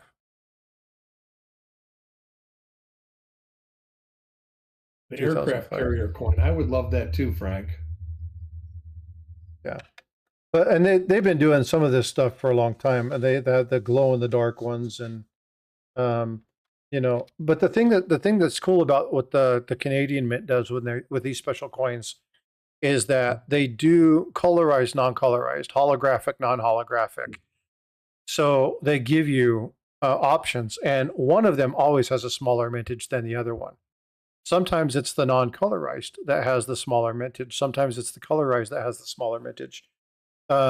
Looking at things like, you look at the toonies and the loonies, you get into like the V that has the colorized in the V. Well, they even do that in circulating coins. Yeah, and so they do. They have some really neat stuff. I wish we would do stuff like that because I think it would stimulate the collector to do more. Now, I'm not saying even a lot of Canadians won't buy stuff from their Mint because they're overpriced, and they can wait for a couple months and then go get it for a cheaper price. But many of them do collect those, because Cad Rollhunter says they're very collectible, the colorized coins. Yeah, and there's a number of people that I watch that do. Nick is one of them that I watch a lot. Nick Molnar, and they do stuff like that, and we joke around and laugh while they're pulling them up. But we found, or the black toonies, the ones that commemorated the passing of Queen Elizabeth. Like, there's some really cool stuff. Not they don't need more designs; they need better designs. Yeah, I think the Canadian Mint does 3 of these a year, 3 ship coins a year. Something like that. Yeah, something like that for almost 20 years now. Yeah. But the thing that the U.S. Mint, and I, again, I'm not necessarily knocking. I know it sounds like I'm bashing the U.S. Mint. I'm not. But there's things that I would like to see. For instance, Mike and Matt were talking in the Coin Show podcast the last time they did it about the Morgan and the peace dollars, right? So the 2021 made sense, right? That's the anniversary of that. It was the 100th anniversary. They couldn't do it the following year. So why in the hell did they do it 2 years later? Why did they resume it? So there's things that they do that just don't make sense. And the more you do it, the more you ruin the collectability of the thing that went well. If you have something that people like, now I'll give you a great example of where they did something that was smart. The flowing hair metal and that gold. They're not doing that again. That's going to help maintain some of the collectability of that because they're not beating it to death. And there's so many things they could do. Yeah. It's not like they've only got one thing to do. They could do, there's, look at the 20 years, so that's 60 different ships. And I'll bet you if you know the mintage is in the 10,000 range of those or under, probably less, probably one die pair. I do want to show you something really quick, and you guys are going to love this. This should have been shown when both the Jacks were here. This is something that they tagged me in. And I had already seen this, but check this out. This is something that you guys want to laugh. I should have said, you want dad jokes. This is another one of the new fakes that's coming out. 2025 proof. Oh God, this makes me laugh. It is the proof, the 2 coin set, and it is in gem proof. Check this out. Look at the quality of that strike. Yeah, wouldn't you be happy to receive this coin if you were to spend, a couple $100 for this particular coin? Yeah, isn't that lovely? Right. So again, this is the fun stuff that's coming out. But anyway, I should have showed that earlier. It just made me chuckle when they tagged me in it because I'm like, yeah, I've seen that, along with the 2025 flowing hair. Yeah, exactly. Yeah, so they haven't even been released yet, and they are available for order, but they haven't been released yet. But if you look at these, oh my God, it's just horrible. So makes me laugh. What's the difference between the American Gold Buffalo and the American Gold Eagle? Design and metal content. The American Gold Eagle is 0.9167, and the Gold Buffalo is 4.9 fine. It's 24 karat gold. Buffaloes came out. That was one of the coins. I think the first year Gold Buffalo is still worth a bunch. I'm not sure. I haven't looked into it in years, but I remember when that came out, they sold out and they were really selling hot. Is that 2002? 2002, it could be. It's right around that time. I was still in business at the time. I have one of the very first silver eagles or silver buffaloes. Yeah, they're 2006. Thanks, Mike. I should know that because it's the year of my daughter's birth. But they were going crazy back then. They were like, and the mint didn't kill you. I think you got a pretty good deal. I'm trying to think what that was. I want to say like $500 or something like that. Might even have been less. Yeah. So I want to get back to Bob's. Yeah. Have wing gallons. There you go. Yeah. So the Gold Buffalo is 24 karat. It's a very soft metal. And if you're going to get one of those, you're definitely going to want to make sure that it's holdered. You're not going to want to be clanking it and clanging it around like people do with the Gold Eagles. The Gold Eagles is more of a 90%. It's 0.9167, and it's 22 karat. It's a little bit, or it's is it 22 karat? I think it's 22 karat gold. It's a little bit harder, has a little bit more copper in it, and it's designed, it stands up a little bit better. They are both 1 ounce of gold. It's just one is a little bit heavier than the other. The Gold Buffalo is going to be a little bit smaller. But again, if you really want to know the difference, you can simply go to the US Mint and you can see all the design criteria for that. But I will say that if you, yeah, I love the Gold Buffalo. If you buy the Gold Buffalo and you don't have it in a holder, it's going to get beat up, right? Because it's a very, very soft metal, and it is 24 karat. So that's the primary difference outside of the fact that the designs are totally different, right? So it's kind of a given. So, but good question. Thanks, Bob, for that. I appreciate it.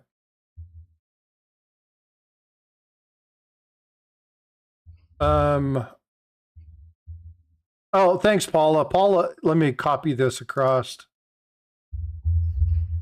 Paula, that's a link that was given to you. Coin facts. Let me pull that up real quick.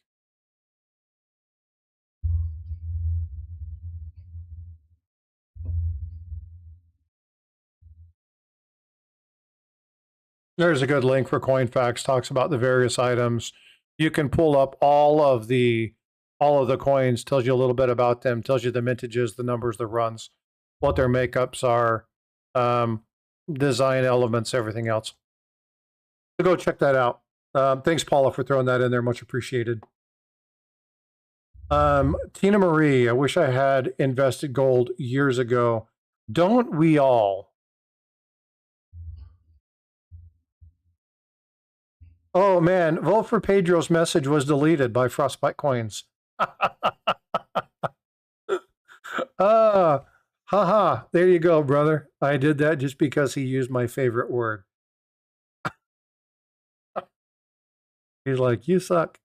Yeah, I think that I think all of us, I mean, imagine having look at Salivate Metal, right? We talk about Salivate Metal. Salivate Metal was buying it when gold was like $80 an ounce. It'd be nice. So hindsight is 2020, but don't beat yourself over hindsight. What's important about stacking or collecting now is making sure you do your due diligence. And if you're going to be buying on a regular basis, watch your dollar cost per average. That's more important. John Shank, how about crypto? Crypto,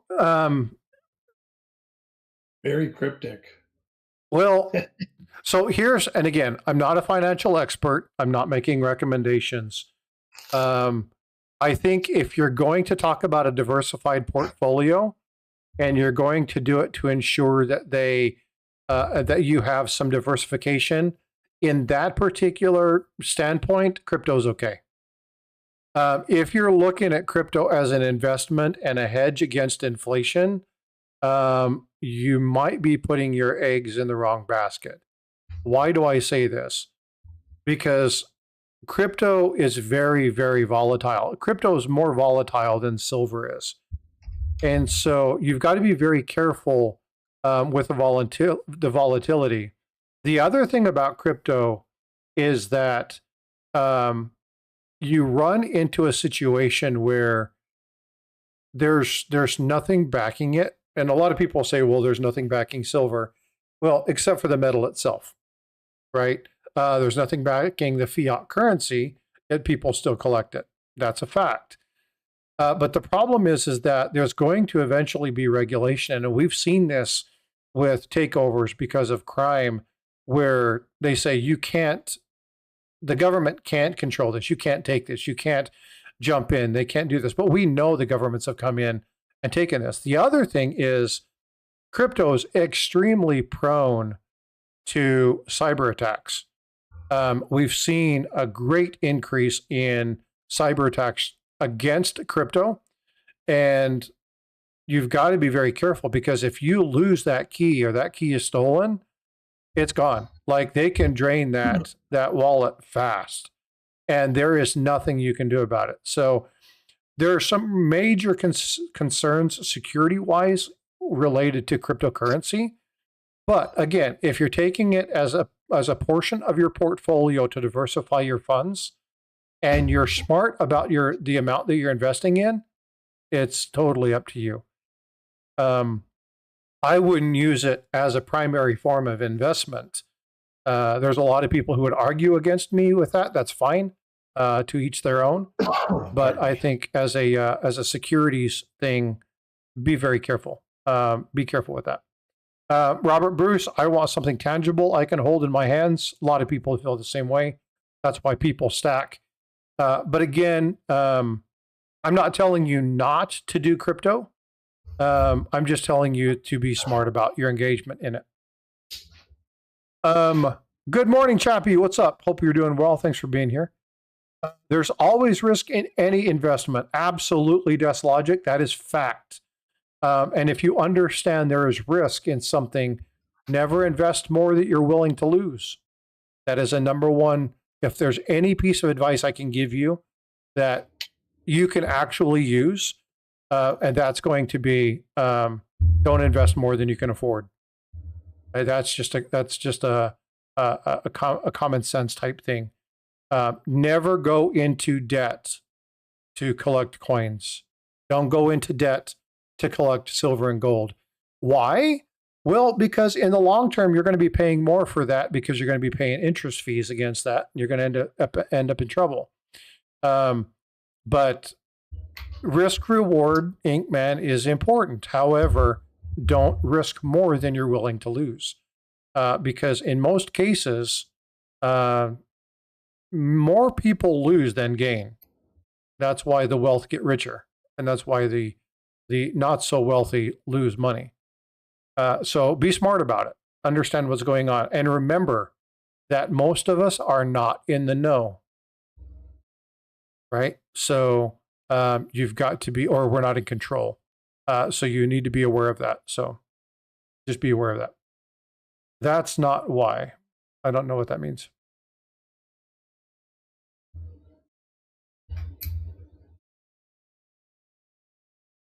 Clarify, I don't know. I'm not sure if I'm tracking the same thing, Mike. And again, folks, if you're listening and you haven't subscribed, consider subscribing to the channel.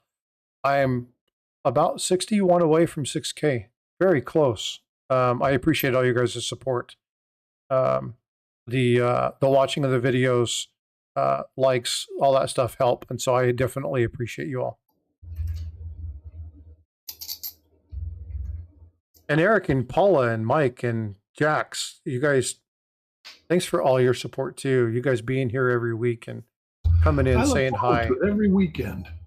Sharing information. I can't tell you how much I appreciate you all. It's fun to you said that's why the rent, oh, well, no, it's not the only reason. That's a reason. Yeah. They have more information, but it takes money to make money. But again, it's a lot of that is still who you know. Bob Smith, crypto seems like the modern tulip bubble. A lot of profit for traders in short term, but don't follow closely enough to get out before the crash. True to a point. Again, it's one of those things where you have to, if you're investing in stock, and you're not looking at the fundamentals of the company, you're gambling with fire. Do your research. Just like before you buy a coin, read the book, right? Before you buy a stock or before you jump into crypto, understand what that company is, understand the valuation. There's a lot of things to look for. But do your research before you pull the plug. That's very important. Peanut butter, cream filled donuts, coffee, and coins. Life is good. Ooh, life sounds good. I was about to say, I have to step up my Lipitor, though. Right. I'm just kidding. I'm not on Lipitor. Sticky hands I see in your future. See happy chappy. Don't be embarrassed if you are on Lipitor. Oh, no, it's not, has nothing to do with being embarrassed. It's just I'm not. I'm actually trying to get myself back in better shape. Round is a shape.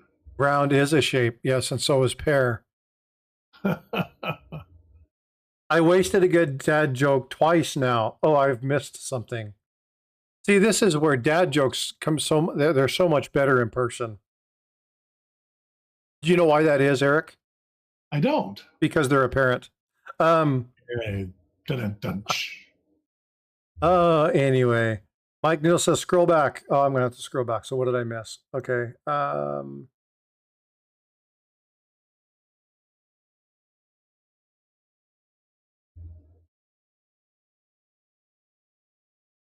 Oh, dad joke alert. Okay, missed it. Who was Snow White's older brother? Egg White. Oh, get the yolk. Oh Nice. my God. That's a groaner on so many. Paul, are you taking off? I hope you're doing better. I sent you a message. Reach out to me. I'll give you a call later on today. Yesterday was a very busy day. I really wasn't on doing much social media stuff, but I'll follow up with you today. I'll give you a call, check in with you. So the dad jokes are the only ones worth telling. I asked Jack Young if he had any dad jokes, and he was like, no. I was like, oh man, I pegged him for a good dad joke person, but was sorely wrong in that one. Are there any other questions? Anybody else with any insight or questions that we can answer before we start to wrap things up? It's already about 10:15 here.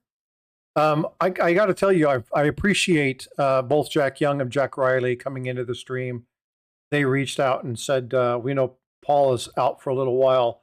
Would you guys like some people to come up? Mike, I hope you're doing better. I hope you're feeling a little bit better, bud. Looking forward to you being able to come back up. I do want to talk to you about what I messaged you yesterday in chat. I think that would be as fun as well. So we can chat about that later. He's feeling a little bit better today. Outstanding. That's good. Eric, Yeah. Frank McCain says, can you message him after the live? I think so. I can send him an email, maybe. I don't know if I have him on Facebook or not.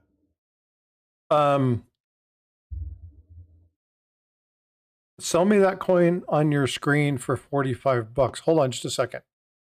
Let me change the coin on my screen. No, yeah, I'm not selling that one. That is my ship coin is that's staying with me. I just picked that up. I really like this thing. That's about what the coin is worth. It's a little bit the coin's worth a little bit more than that, but yeah, neat stuff. See, Happy Chappy, that was fun. Yesterday's live stream, if you didn't get to see that, there was a lot of work engaged in that.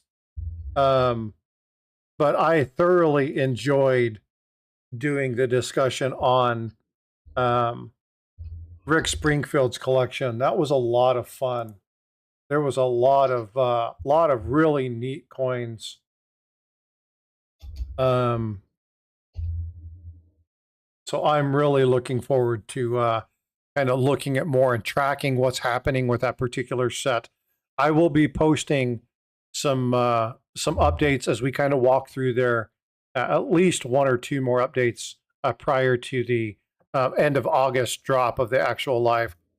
So we'll be watching it again. That 1833 is going to be the coin that I'm really watching because I want to see where that one goes. I can guarantee you that $580,000 that they've said is going to be what the collection worth is going to go closer to $1 million, maybe $1.2 million. That's my guess, but it's not. It's based off of research of the other coins' values. So we'll see. It may even go higher. Let's see. Celebrating my birthday tomorrow. Oh, yay, Mike! Congratulations! Happy birthday, bud. Hope you have a wonderful birthday tomorrow. Tina Marie says that I've been trying to collect all the Morgan and Peace dollars. I'm about 60 Morgans and 5 Peace dollars short. Is it a worthwhile pursuit? The answer is yes. And why do I say yes? Because if you enjoy it, that's what makes it worthwhile. Okay. If you want to do that, then that's absolutely fine. Now, in my case, I have just finished my 2021 set, or my peace dollar set with getting the 1928 and the 1921.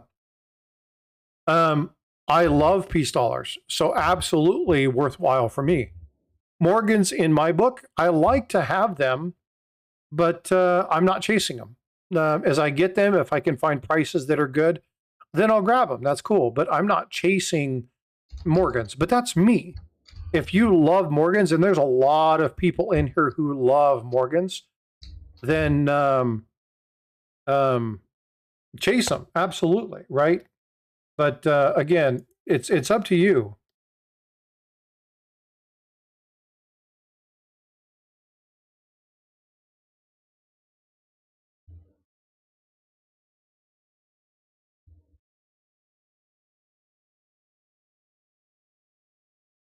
Same, I love peace dollars. That's the first album I ever completed. I really enjoy the peace dollar, and a lot of people don't. They call it the Medusa coin. Peace dollars for me just represent kind of like that power. And I understand why people say that, but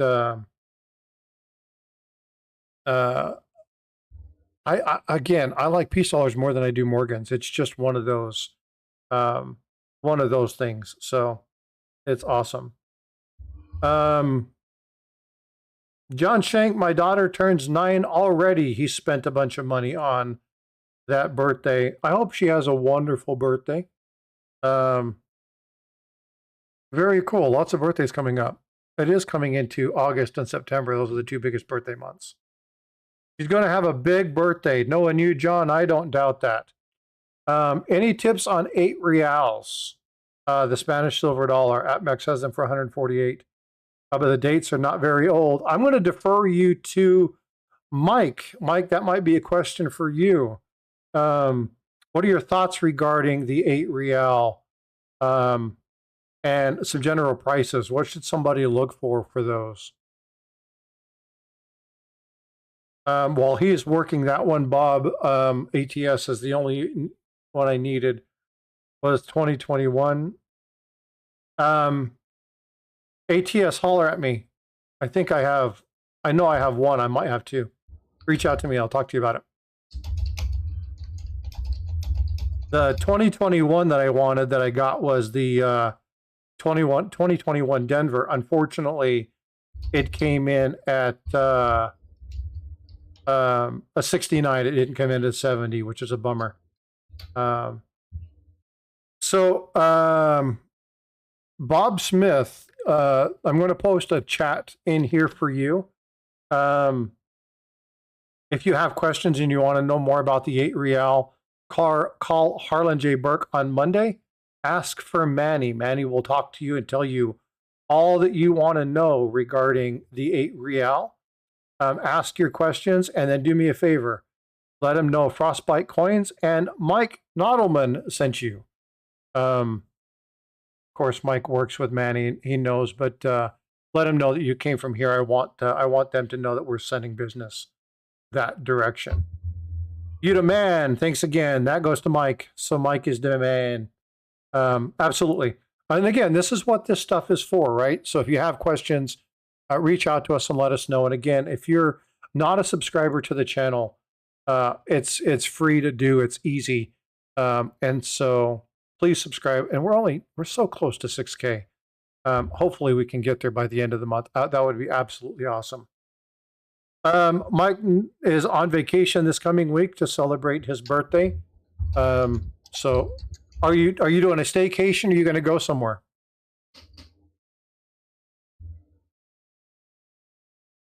So Eric and I asked both the same question.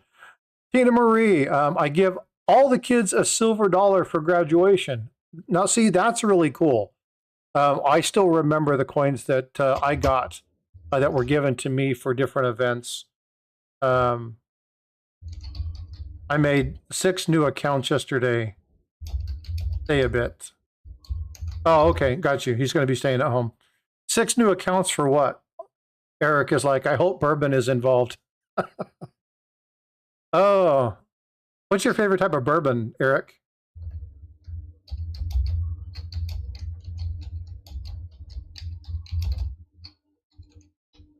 Oh, Mike's like, I made 6 accounts so that I can keep subscribing to your channel. No, folks, don't do that. Okay. I want people who are going to actually watch the channel. I know he's joking, but he's a Four Roses guy. Very cool. Tina Marie, thanks. Enjoyed this and bought the flora and fauna during your chat. Again, if you like it, do it, right? I'm not making recommendations that you do that stuff, but if this is something that you like, first and foremost, collect what you like. But one of the recommendations that I gave, and again, I talked about this the other day, was understand a couple things when you're collecting. Number one, have a goal, right? Know what you want to collect and stick to your goal. It's really easy to go to the point to where you collect everything and then you end up with a hodgepodge of stuff where you can't complete anything. So get a goal, stick to your goal, complete your goal, and then move on to the next thing. A lot of times you'll complete your goal and then it'll be less than rewarding. You'll be like, that was a waste. That was fun. Okay, well, let me sell this and move on to something else. But get through it. For me, my peace dollars, when I did it, I'm like, great, I have all my peace dollars. Now what's the next thing to do? Upgrade my peace dollars.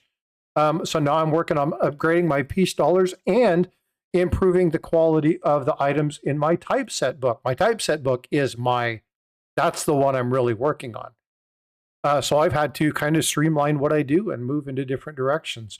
And your goals will change over time. The things that you like will change over time. The thing that I'll issue warning on is don't jump to the shiny silver. Don't be that, oh, it's shiny, I need to buy it. That'll, in the long term, that'll cost you money. So if you're really looking at getting a collection that's good and that will hold its value, do your research before you do that. Mike says he's just 2 coins from completing his Canada set. Oh, that's cool. I love being able to find those coins and do that. Well, it can be hard to focus on a specific item, but when you're looking at setting a goal, when you accomplish it, there's a sort of achievement that comes with that, and so it does matter. Wilfer Pedro said it took me several years to reach my goal of 100 ounces in dimes. That one was satisfying. Wow, how many dimes are in an ounce? 10? 11? That's a whole crap ton of dimes, dude. You need to put 14. Wow. 14 dimes in an ounce. So that's 1,400. Whew, that's a lot of dimes. Wolfer Pedro is going to have to put me in EC's dime challenge. Tina Marie, I only buy US coins, but occasionally get distracted by shiny. What type of typeset book? Well, hold on just a second. I will show you. Now, this is my Ike dollars. Just a second. Let me grab. Ooh, do I even have it? I may not have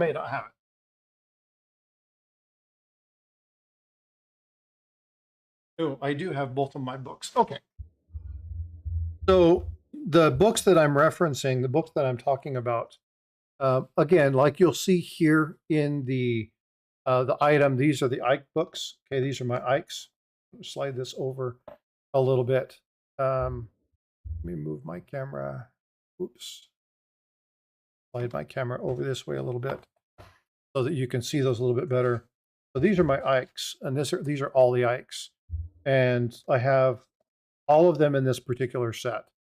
Now, the reason that I chose this particular book is because it's museum quality. And you want to make sure that if you're storing things long-term, you want to find acid-free books to do that in. Okay, that's extremely important. So when you find these things, you want to make sure that on the front or somewhere in the description, it shows and states archival quality. There are a couple different places that sell these books that are really good. Dansko's are good. The ones from AppMex are cheaper. They're really good. Wizard Supply has some of these. There's a couple places where you can get these. There's a group called Intercept Shield, and this book is hammered. It's beat up, by the way. Intercept Shield is the one that I have for my typeset book, and this typeset book contains all of the various coins, the sizes, the different dates. I only need about 3 coins to complete this set. And so what's cool about collecting a typeset book, and this is, again, I'm not telling anybody to go start one. I like obscure coins. I like the coins that they're obsolete. And I like to have representations of each one of them. And this actually goes through each one. Now, obviously, I'm missing, and I have people looking for my 1849 to 1857 coronet half cent. That's one that I need to find. But you've got the draped bust, the classic head, the coronet. You've got the braided hair, the coiled hair, the braided hair. You've got the flying eagle cent, Indian head cents. You got the first one, the 1859. You got the 1860 to 1864, which was copper nickel. Then you got the bronze, so the various types of metals that are there. You got the 1909 VDB. It's not the SVDB. And so you've got just different coins. You got all the nickels, the half dimes, the 3 cent nickels.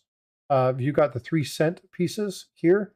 You've got the various dimes, the 20 cent piece, which is really cool. I really enjoyed getting this piece. So there's a lot of just those typeset books. Yeah, they're just really fun. And what's cool about this is when you go to talk to somebody about coins, a lot of people don't realize that there are so many coins like this available. That people just don't realize that these are out there. And if you want to know about the history of coins, yeah, you can go research it. But in one simple book, you have a full run of these that you can just pull them out and sit down with somebody and talk about coins from the 1700s, the 1800s, 1900s, 2000s. And you've got all of them there, and you can sit down and look at it. Tina, new goal unlocked. Well, and that, in my opinion, that's a good sell. This is something that I can get behind for any collector. But one thing you need to understand about collecting something like a typeset book is some of the coins are going to be expensive. If you're looking at, for instance, the draped bust, the half cent, it's $250 coin. When you get into these, which you look at the silver dollars and you look at some of these ones. Now I have these, the no motto. Now what's not included in this particular typeset book is something like the Gobrecht dollar. If you're going to find a Gobrecht dollar, it's going to set you back a bunch of money. But like I have really nice coins in some of these. My Susan B. Anthony, you can't see the Susan B. Anthony, it's right here. This is a near date, right? So when I find some of these, I put in some of the nicer qualities, but in my typeset book, I added some varieties. There's an error coin, there's some double dies. In my half dollar, this one right here, there's a big story behind this one. A lot of neat discussions happened with this particular coin. I owned it, then I didn't, then I got it back. But this is an Overton. This has a doubling on the face, a very, very pronounced doubling on the face of this coin. It's very clear. This one I got from Ashes C1, and it almost didn't fit in here for a while. I wasn't sure that it was authentic. And we had to go through and we weighed something, and this is where we found out that the tolerance for these sometimes were a little bit off. And so you might have a coin slightly larger, and that was common. And so we did all the research, had a couple people look at it, and it ended up being a viable coin. It had been pretty harshly cleaned at one time, but again, you're looking at, pretty cool coins. And so you can go through a typeset book and really just talk about the history and the provenance of the coins, and you can see different stuff. But depending upon which one you get, man, you can be spending a bunch of money. And so a couple of the coins that are in this particular typeset book are not in my book because they're in slabs, because they're, $300-400 coins. And when I got them in slabs. I didn't get them to fit in my book, and I wasn't going to crack them. I'm not into the cracking slab game. Some people are, but it's just not something that I wanted to do. Vote for Pedro. Last year, my son found a Benji book mixed with a bunch of regular books in a garage sale.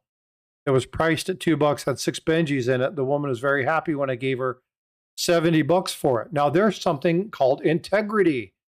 Now, this is something that we've talked about this. Paula has talked about this. I think we talked about this too, Eric. We did yesterday. If you find something in a coin shop, they're professionals. They know what they have.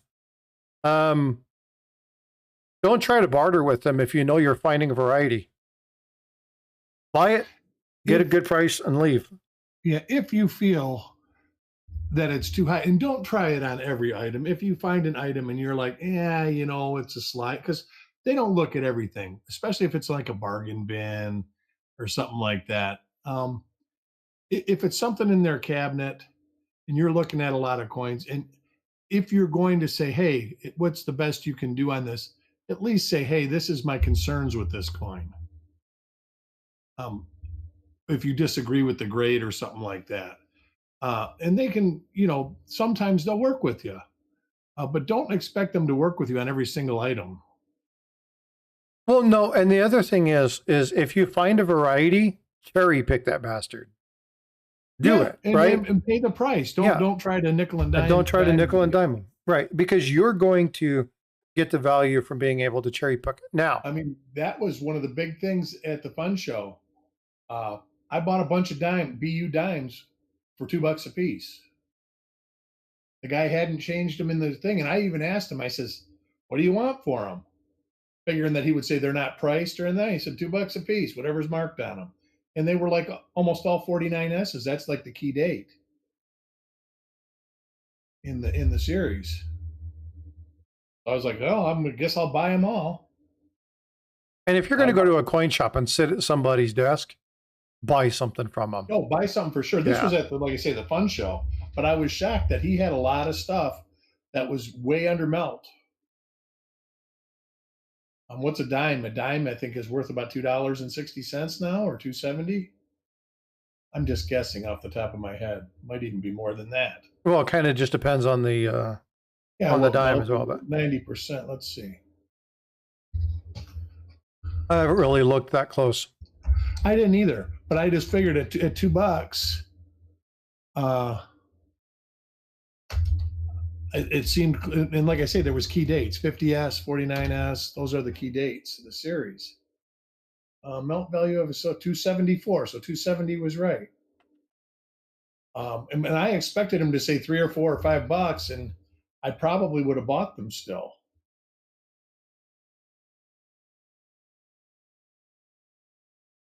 Yeah. So again, when you're doing that, now if you're buying something from somebody at a garage sale, they may not know what they have. It's a level of what are you willing to say to them. I have had people. I worked for an artist named Arnold Freeberg, and if you've seen Yankee Stacking, you've seen his wall. You see the picture of George Washington kneeling by his horse in prayer. I worked for the artist that painted that, and I was at a garage sale in Salt Lake City, Utah. And I ran across, there was an estate sale, and I ran across an original painting of his. And they were selling it for about $1,000. And I told them, I said, that's worth a lot more money than this. And so I reached out to the artist. I reached out to his attorney. I reached out to an art gallery in the area and had them arrive on scene. I told them to put the painting aside. I went and got $1,000, paid for it, set it aside. And then they came back. Somebody had done some work to it, tried to make it a little bit darker. And obviously the artist was ticked off. But they came back through and ended up purchasing it from them for $30,000. And, you know, obviously they took care of me. I got my $1,000 back. But the lady, she was beside herself because they had no idea what they had. Her husband, who had passed, didn't explain to them what was going on. He had been an attorney, had quite a number of items. And then the art gallery that came, he was up visiting the artist. His name was Alan Hughesberg. He's from Phoenix, Arizona. It's actually Tempe. And he was up and he came in and actually ended up purchasing about 12 of the paintings that they had on sale. Total price about $8,000 if she was to get what they were asking for. It ended up with well over $150,000.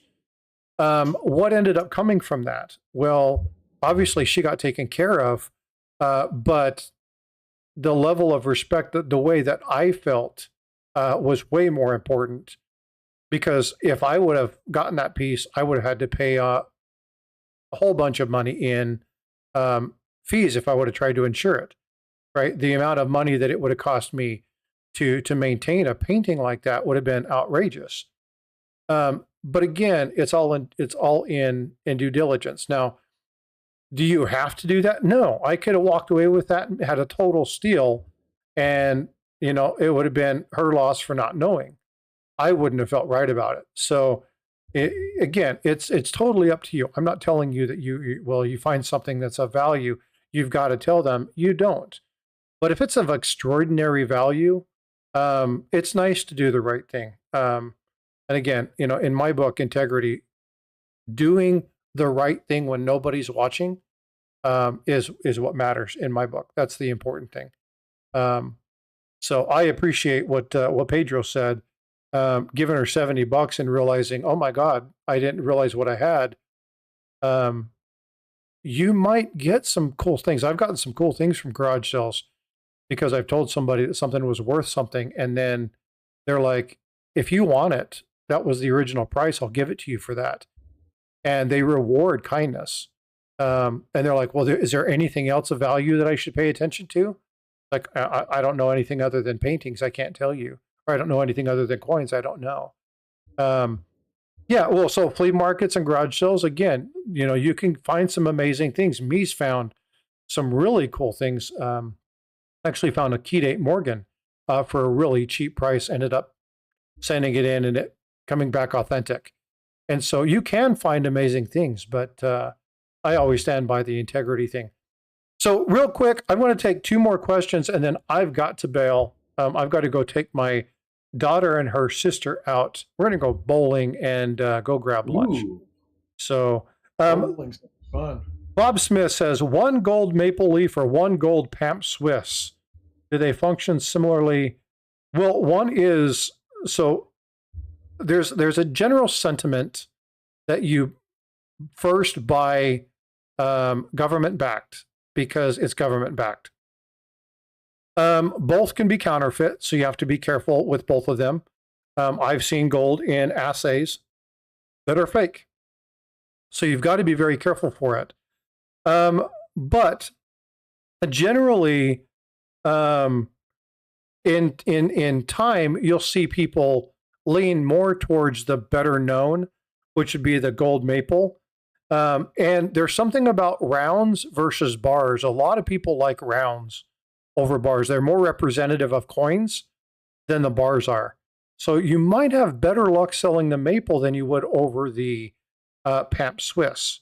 Now, given that, it doesn't necessarily mean that you won't get money from that. So again, it's totally up to you. But if I were to buy one, I'd be buying the maple leaf over the Pamp Swiss. That's just me. And then key dates, how many to look for in American coins overall? Yeah, there's a number. I can't give you the specifics for those. If you want to know a specific one, we can do that. We can do maybe next Sunday, if you're up for it. I can get a couple people up here. Hopefully Mike's feeling a little bit better. Yeah, Mike says bowling. I know I just rung his bell with that because he's a hardcore bowler. Yeah, I'm going to take the girls out and we're going to go bowling and doing stuff like that. Let's do next Sunday. Let's do key dates. Let's talk about key dates. We'll pull up some US coins and key dates, and we'll see if we can't get some stuff up there. Volker Pedro says, I like rounds, 10-ounce bars.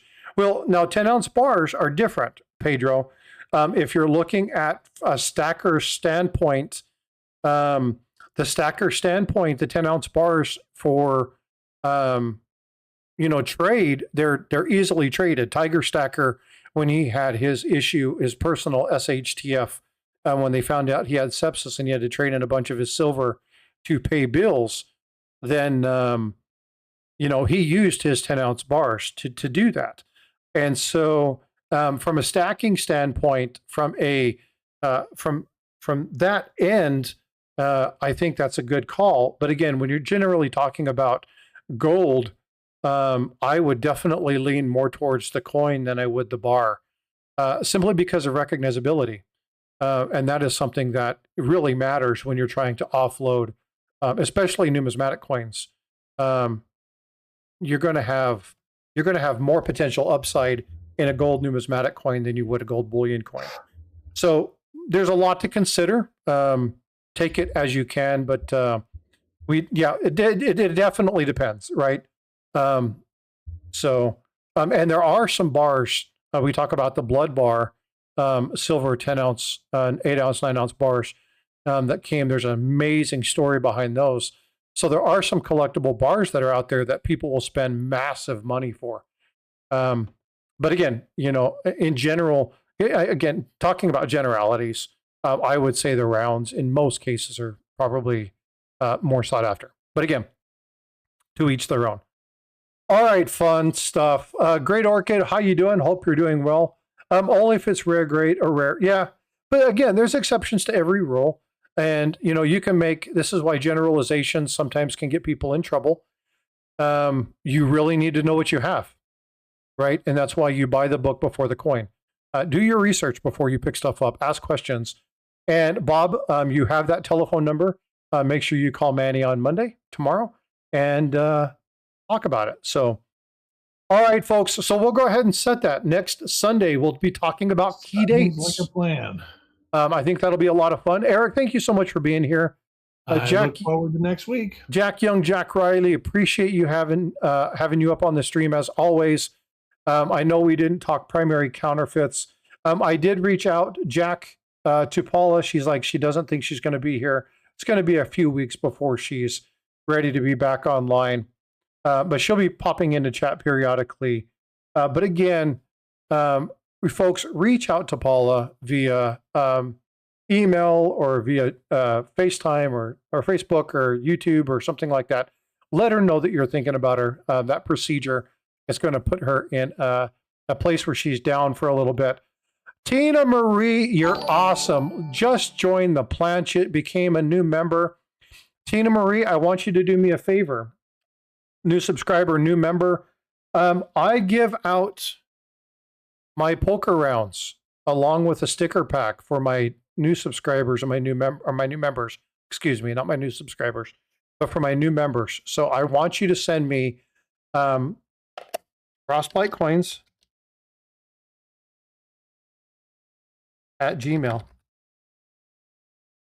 Send me your address and I will send you one of those. You got to send me a claim email because I have no way to get it to you otherwise. But frostbitecoins at gmail.com. Send me the claim email. Let me know that you're a new member. I'll validate your username against the email. Once I do that, I will get that in the mail and I'll get you this along with a sticker and one of my other Stack Collector stickers from one of the things that we do with my brother and compadre in crime, Tiger Stacker. So thank you so much for being a member. Boats has subscribed. Thank you, Boats, for being a subscriber. Appreciate you guys. I can't tell you how much I appreciate all the support, not only from the very knowledgeable people who've been on panel today, those who've been in chat, but from all of you, without whom which what I do just wouldn't be as fun. I do this because I want to protect the community, and we do this because we enjoy it, right? So the support is really very much appreciated, and thank you guys so much for all that you do. I hope you have a wonderful, wonderful Sunday. I'm going to go get ready and then go bowling and go have some lunch. I hope you guys have a wonderful day. Again, Eric, thank you so much. Thank you for having me, and we will see everybody in the neighborhood. We'll see you in the streams, folks. Take care.